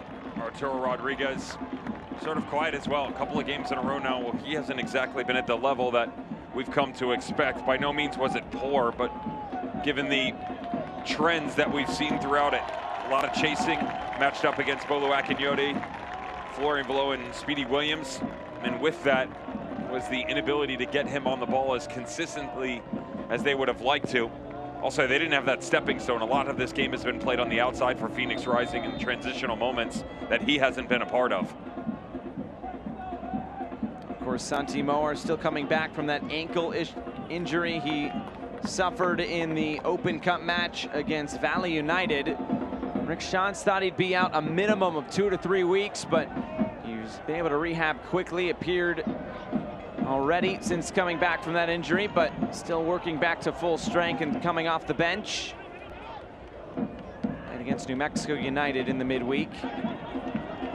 You would think, given the performances by all the guys this season, this would be the preferred front three, right? Yes. With Epps, Greg Hurst, and Santi Moar. But to your point, rotation midweek, injuries for some of the boys, and really just lack of overall form in some area has caused a disruption in that conversation. This is something, though, 25 minutes to go. I mean, you got to feel like you've got the green light if you're Marcus Epps to just chase as much as humanly possible. Cause as much turmoil as you can for guys like Aiden Stanley, Ofemu, and Palacios. There's more speed now on that front line compared to what we saw to start off with. How quickly do you go from A to B?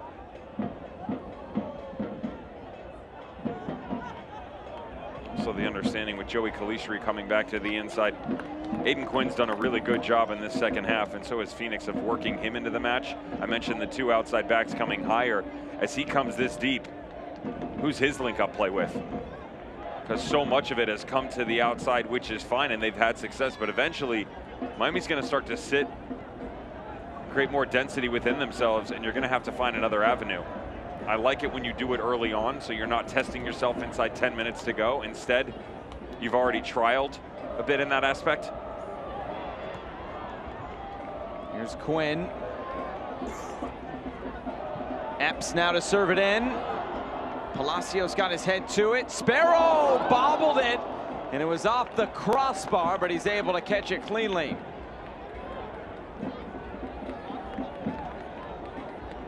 Shades of Open Cup. Yeah. Ford Parker coming back for Phoenix Rising at Wild Horse Pass.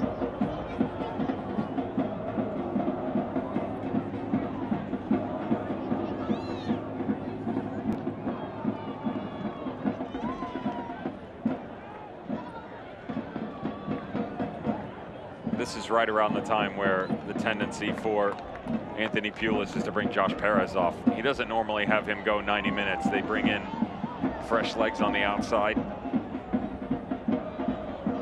One wonders with the addition of Christian Sordo back in the 18 if he's the option you want to go for. Here's Hurst, drops it off for Quinn, back for Hurst! And it's saved by Sparrow. A little 1-2 play between Hurst and Quinn.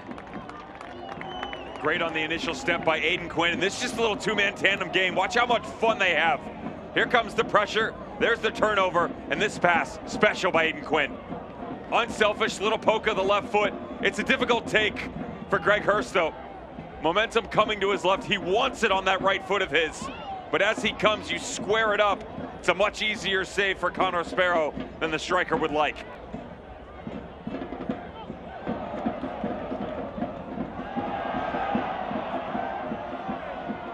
Velo. Segbers cuts it in field just behind Parks. And the other sub we've seen for Miami is a switch at striker with Murphy coming on for Parks or vice versa. We'll see if Anthony Pulis wants to go in that direction. Here's Epps. That touch is too heavy and out for a goal kick.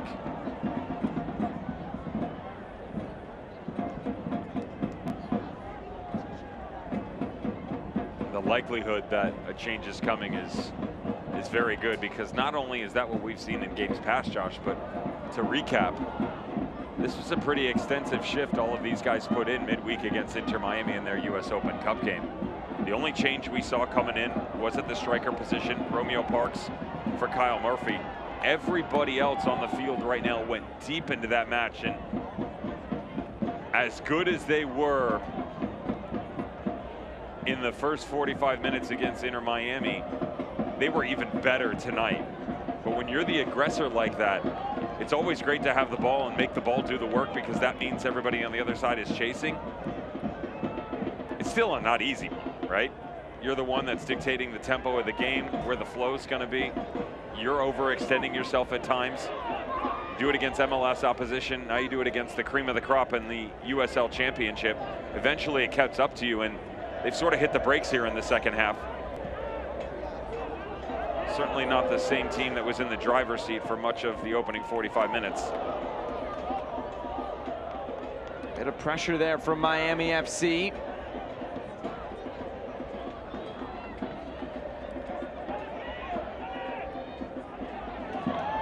Calistri.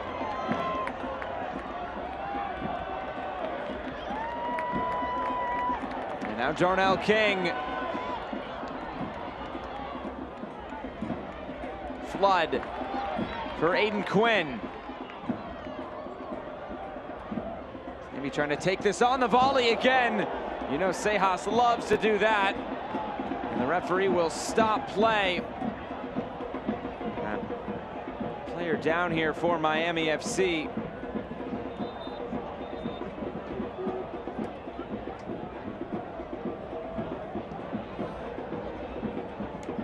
Looks like that's Bolu Akinyode for Miami. He took that pretty square. He's going to take this one off Sejas. Everybody in the world knew he was going to hit this volley right off the noggin.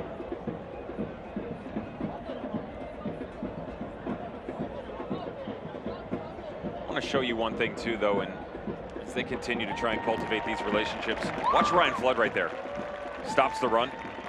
It's not the end of the world that Aiden Quinn's the one that puts this in, but you know, some of the lackluster movements up top, that's the chemistry that you're missing when you're trying to find the right spots on the field. So Ryan Flood wins the tackle, Quinn picks his head up. If Flood continues that run, two things happen. One, you provide yourself an option down into the channel, which you can easily play it, and now you've started to adjust their shape defensively on the other side, and you can play the ball back across. Or if you elect not to play it in there, Aiden Quinn has a more clear path to go it alone. So he can take an extra touch, get closer in proximity to goal in a 1v1 situation, have a strike on his own, or then lay it off on the backside. Little things like that, as the year continues to go on, are what separate the good from the great. Looks like two subs preparing to come on. Murphy and Walker.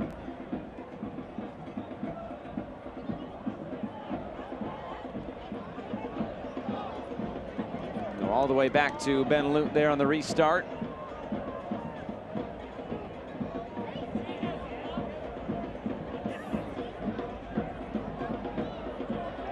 The best play on a new Ford is at Sanderson Ford, Arizona's largest Ford dealership.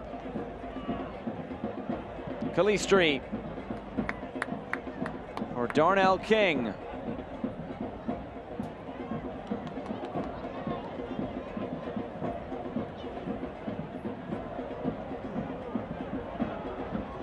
Service coming in, Epps! Just kind of threw his foot at it. I couldn't put it on frame. Anything, right? Even a bit of luck. Joey Calistri, as he puts this thing back out. Look at Marcus Epps. Just, there's this patchwork of space that's available to Phoenix Rising right now. It's just in front of Palacios, Ofemu, and Aiden Stanley, just behind that left holding midfielder role that's currently being occupied by Bolu Akinyoti. I talk about tendencies, right? The two midfielders, Speedy Williams and Akinyoti, a lot of times they're shoulder to shoulder. Speedy Williams usually on the right-hand side. That's the favorited foot side for him. When he picks up the ball and turns to distribute, he wants it on the right peg so they can ping it quickly. That leaves Akinyoti on the left. As they come a little bit higher, a lot of guys are starting to just slide into it. We've seen Aiden Quinn work in there. Greg Hurst has done it, Senti Moar a few times. That time, Marcus Epps, the recipient of the ball, whipped in. Can you be special in those finite moments? Something constantly being thrown around for Phoenix Rising at this moment. It is interesting as well that 75th minute, the team you're looking at wearing a blue jersey right now, it's a shade of what we saw in the first half. Yeah. I mean, they were on a whole nother level. One of the better performances we've seen. The problem is it only gets you halfway there, and it only put them up by one until the game-tying goal. So two subs here. Romeo Parks will be coming off. Kyle Murphy, the one to come on. And it looks like Josh Perez will also be coming off. Lamar Walker to take his place. First subs of the night for Miami FC.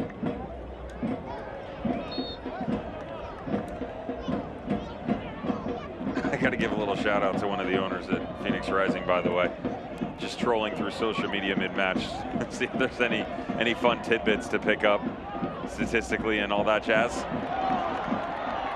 Here comes Epps. He's taken off the ball. Former Major League Baseball player Brandon McCarthy had quite the coy response. Phoenix Rising tweeted after 45 minutes. Here's King, and there's Williams to deny it. I do want to hear what you were going to say. They said after 45 minutes, we're back to where we started, and Brandon McCarthy's response is, in our warm-ups? the admin responded, anything to win, Brandon. Anything. Anything to win. Good personality there by one of the boys in the front office. Great Twitter follow, too. Absolutely. He's got good banter. Not so much the admin. Here's Quinn, putting it into a dangerous area, saved off the line.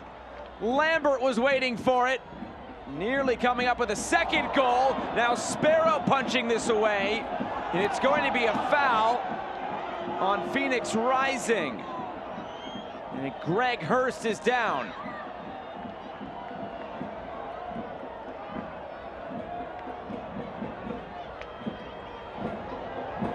Somebody better buy Mark Segbers a drink first off. Let's get that out of the way.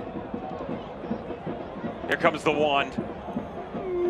Left footer Aiden Quinn. Oh, so dangerous every single time he steps over a dead ball. Lambert looking for a second. Segbers in front, Lamar Walker on the backside.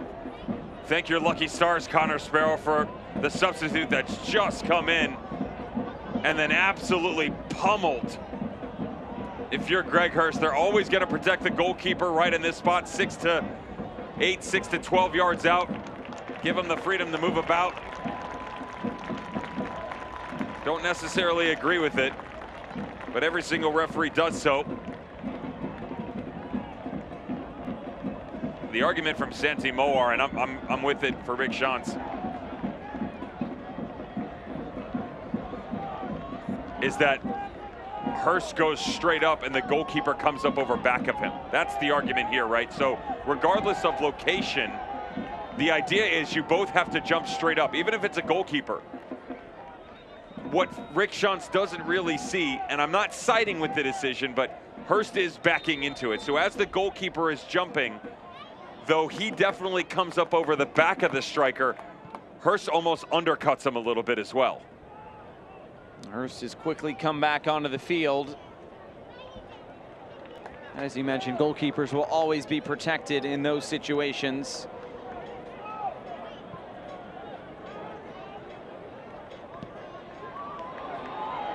Long down the wing, Moar plucks it down, Moar!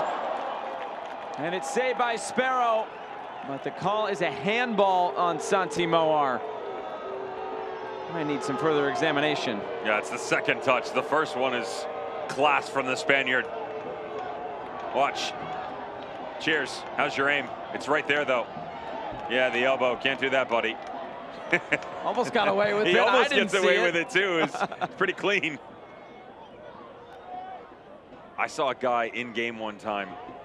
Ball was drifting from the view that we have now to the far side of the field. So it would be like Marcus Epps chasing to the far touchline.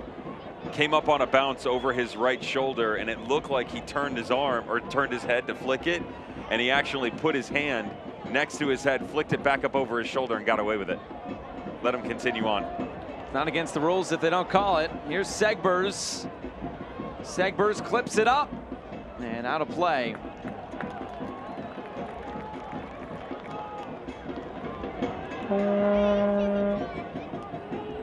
Well, still some big games coming for Miami FC this year in terms of East versus West, San Antonio, Los Dos, trip to Orange County, Monterey Bay, and Las Vegas.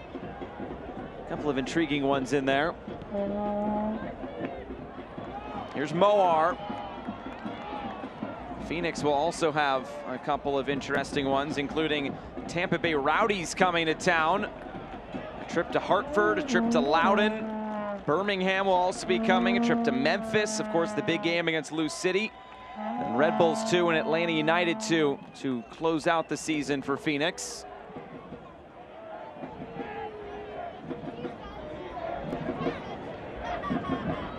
Of course, the 2 games part of the USL and ESPN package in the Rowdies and Louisville taking on Phoenix.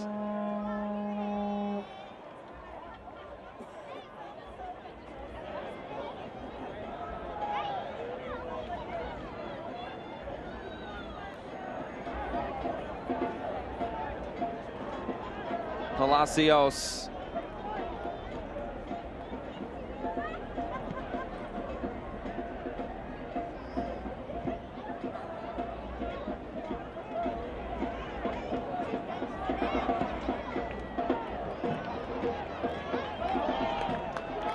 Here's Moar. Gets by Palacios. Moar with space. Cross comes in, and Epps, all he can do is hit it towards the end line. The spin on the ball will keep it in play. Here's Sejas, and now Flood. Moar. Moar went for the curler and not enough whip. You got to be better here if you're Junior Palacios. You can't dive in on someone as quickly as you just did against Santi Moar. He'll eat you for breakfast. Little move down onto the end line, and then as you come back on the second one, this is where my only quarrel that I have with Santi Moar is he shows his cards early. 9 times out of 10, when he cuts back to the interior, he's going to let this thing fly. There's too many bodies in front of him and too much of an opportunity to find combination play. Use that to your advantage. Cut back across the right shoulder. Try and find someone like Greg Hurst, you know, a Sejas who's come up high, a Marcus Epps who's inverted himself. Play off of him on a little 1-2. Get back through that back four and have a go at then. It's Kevin Lambert who is down for Phoenix.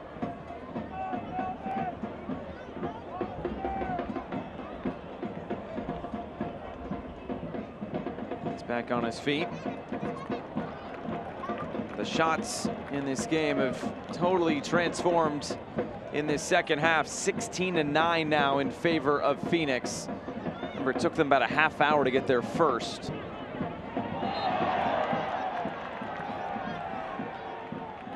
Lamar Walker called for a handball.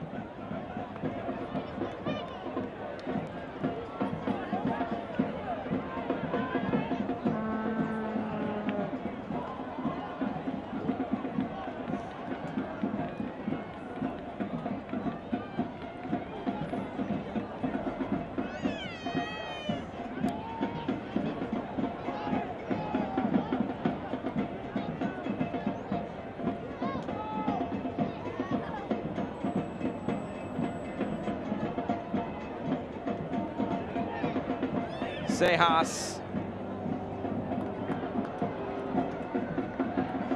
Comes Phoenix again. Plenty of space in the middle for Aiden Quinn. Quinn looking for an option. Somehow gets it out wide. A brilliant pass. And this ball stays in play. Calistri on the left foot. It's deflected up and out of play. Corner kick for Phoenix.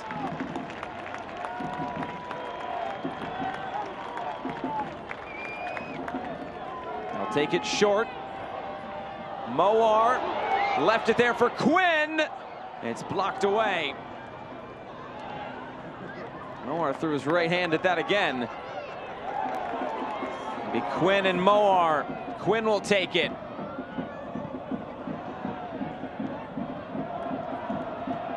Flood keeps it alive. The pressure stays on from Phoenix. Rolled in for Lambert. Lambert's wide. He wanted the deflection on it, he won't get it.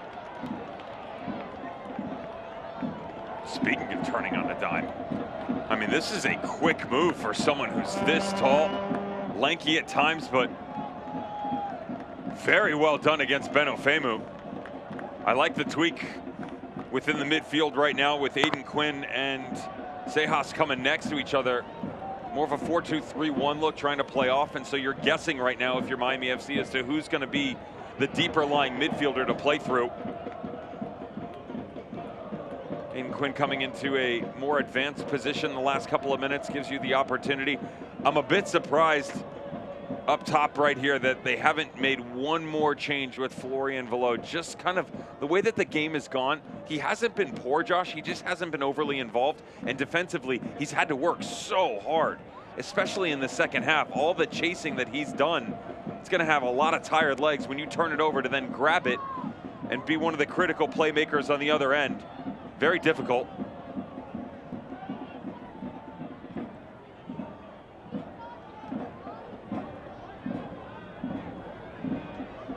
A couple of subs preparing to come on in just a moment. Looks like Christian Sorto, Othello Ba are waiting in the wings.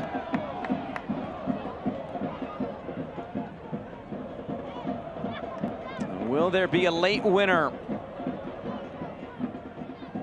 We saw one already tonight from RGV against Sacramento, Detroit City against Hartford. Is there one to close out this Saturday night?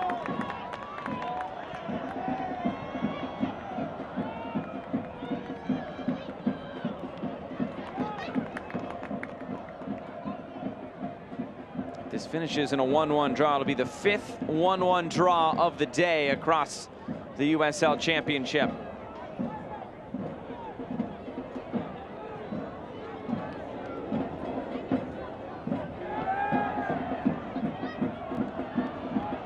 Here's Flood curling it in. And this a diving header by Stanley to put it out of play.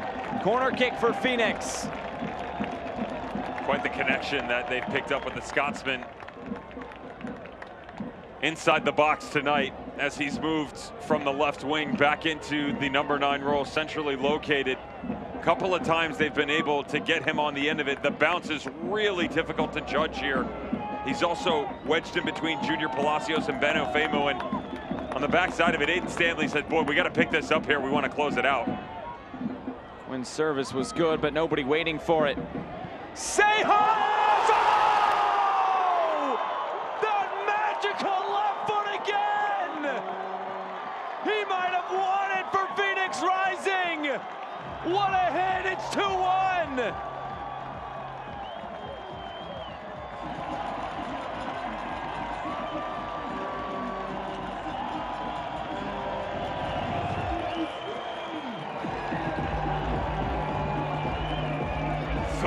35 years of age, 36 in June, and it does not stop.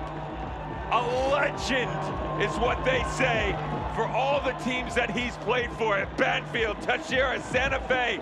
The Venezuelan always talked about with the highest regard, and with strikes like this, you now know why. Local outlets, stop the press. Once again, Sejas has unleashed fury for Phoenix Rising in the form of a wonder strike from distance.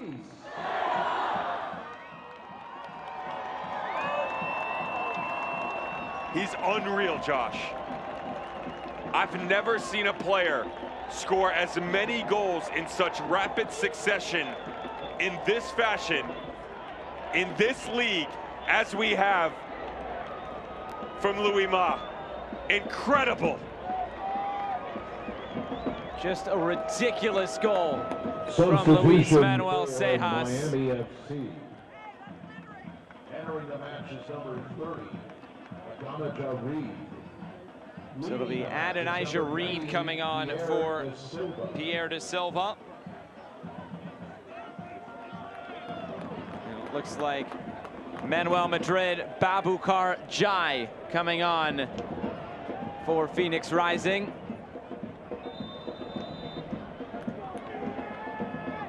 And now Miami chasing this at the end.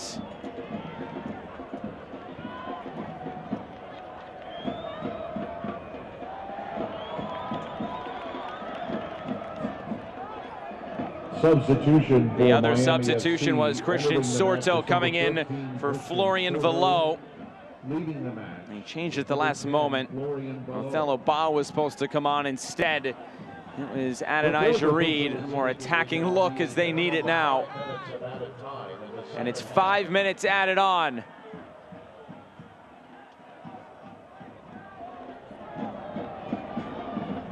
Is there something in this for Miami FC to salvage a point?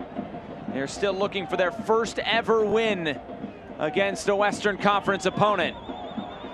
Here's Lamar Walker. Speedy Williams. And here comes Santi Moar. Greg Hurst on the break, but Sparrow is there, very calm. Miami did beat the Oakland Roots in Niça in 2019. And this is going to be a free kick for Miami FC, and two subs coming now for Phoenix Rising. Jai and Madrid on. Entering the match is number 6, Babuchar Njai. Leaving the match is number 4, Ryan Flood. So Ryan Flood will come off. A like-for-like change there with Flood and Jai.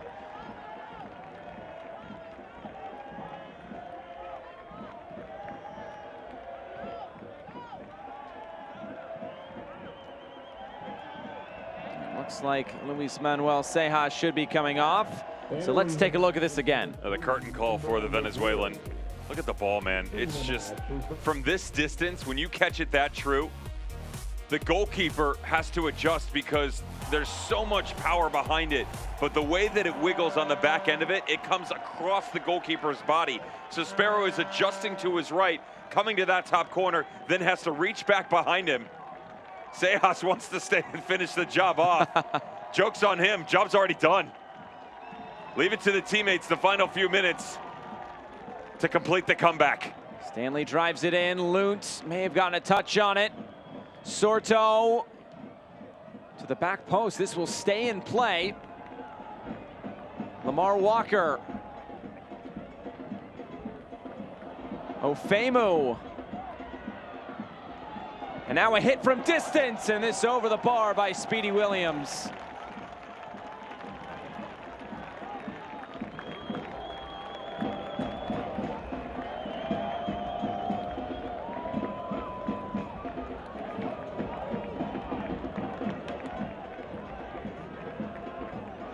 There was a quote that Rick Schantz gave us earlier this year, and he and I exchanging some text messages last night in the lead up to the game, Josh, got me thinking about it again. I I made him aware that it's something that I've kept with me, and he's always got a couple every year, right? But this one early on, and he talked about how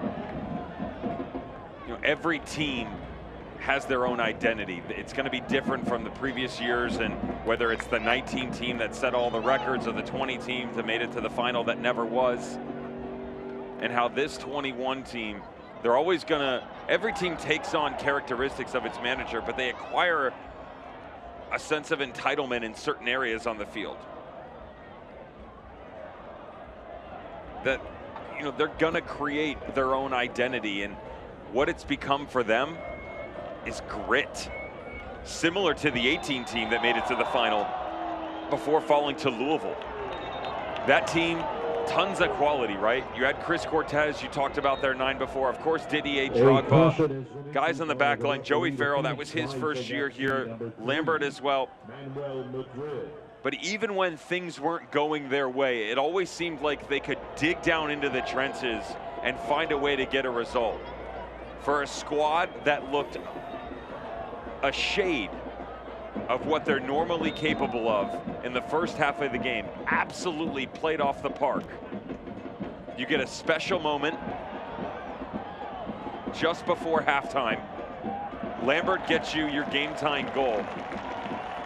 There's your confidence heading into the dressing room. The manager looks and says, okay, now that that's over with, let's go turn around and make this ours. A couple adjustments, let's have the belief and the desire that no matter what is put in front of us, however difficult, however long it's going to be, we will find a way to win. He said that is the key characteristic that he sees in this group. It's the grit and determination, regardless of circumstance, to go and become the victor. Loon puts this back in play. Just wait for the final whistle. Jai with the long run.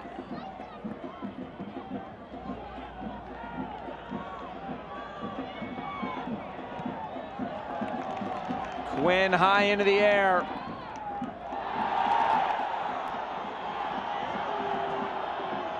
Referee won't call that late on. Maybe one more chance for Miami FC. Thumping this forward. Phoenix just playing keep away. Stanley. Again lofted forward, and this headed back for Luntz, who holds onto it. And there is the final whistle. Phoenix is the victor tonight. They take down Miami FC 2-1. And you saw the 6 there from Rick Schantz as they just continue their winning ways. Miami FC 1.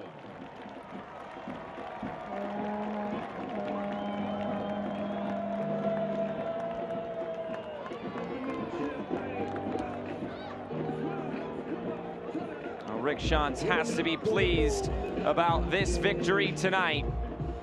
It is now 6 wins in a row in all competitions. Our man of the match presented by Phoenix Children's Hospital can't be anybody but Luis Manuel Sejas.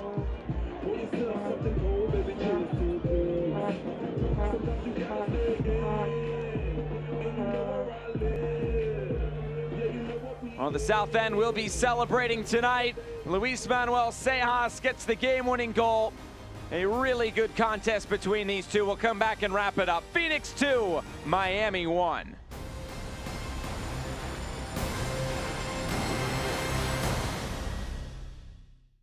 Lerner & Rowe is proud to be the official personal injury attorneys of Phoenix Rising. Our goal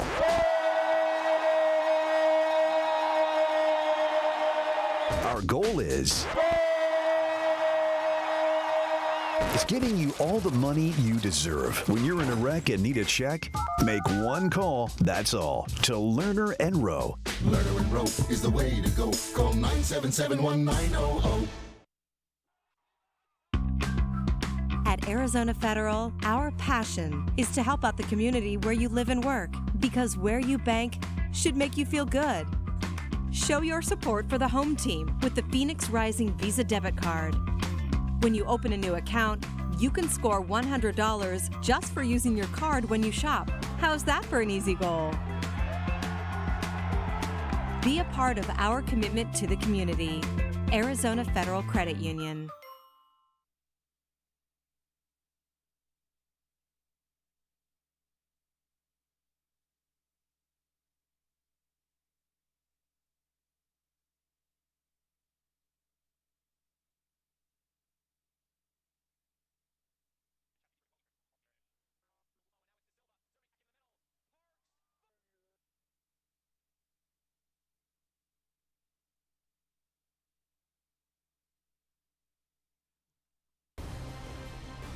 The celebration is on tonight at Wild Horse Pass. Luis Manuel Cejas providing the late drama as Phoenix wins 2-1 over the Miami FC. Let's go back and look at the 90 minutes with our full-time highlights. This was a really exciting contest, especially in the first half. And starting things off in the 27th minute, Dean Stanley, Pierre da Silva, this would be a goal. Top class from Anthony Pulis and his guys down the road. It's the way that they want to work this from front to back, side to side, unbalancing all over the place. Look at Lambert on the back end, looking around for help as to exactly where the support was coming from. He never got it, but he would get it here.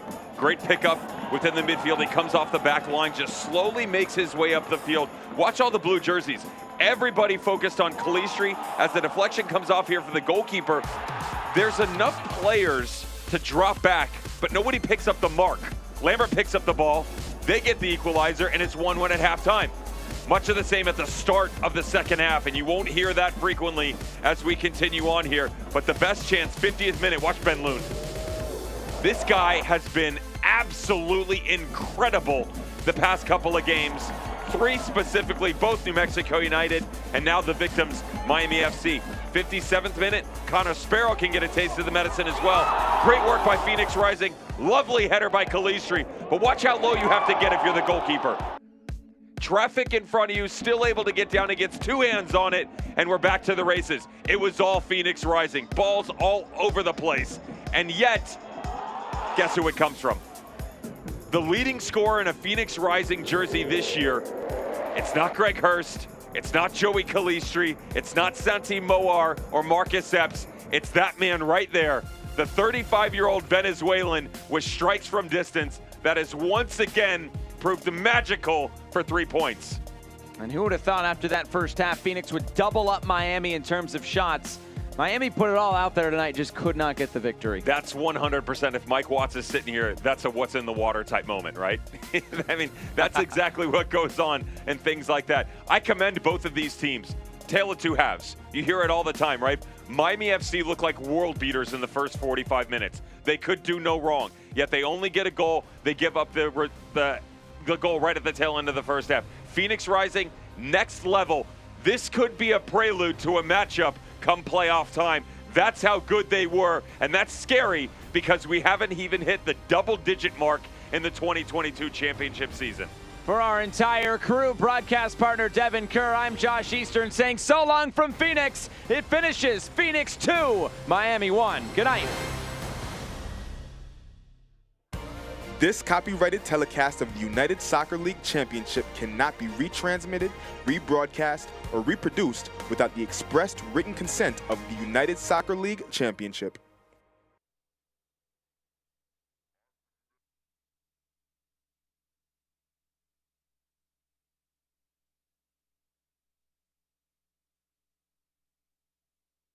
What's come for them?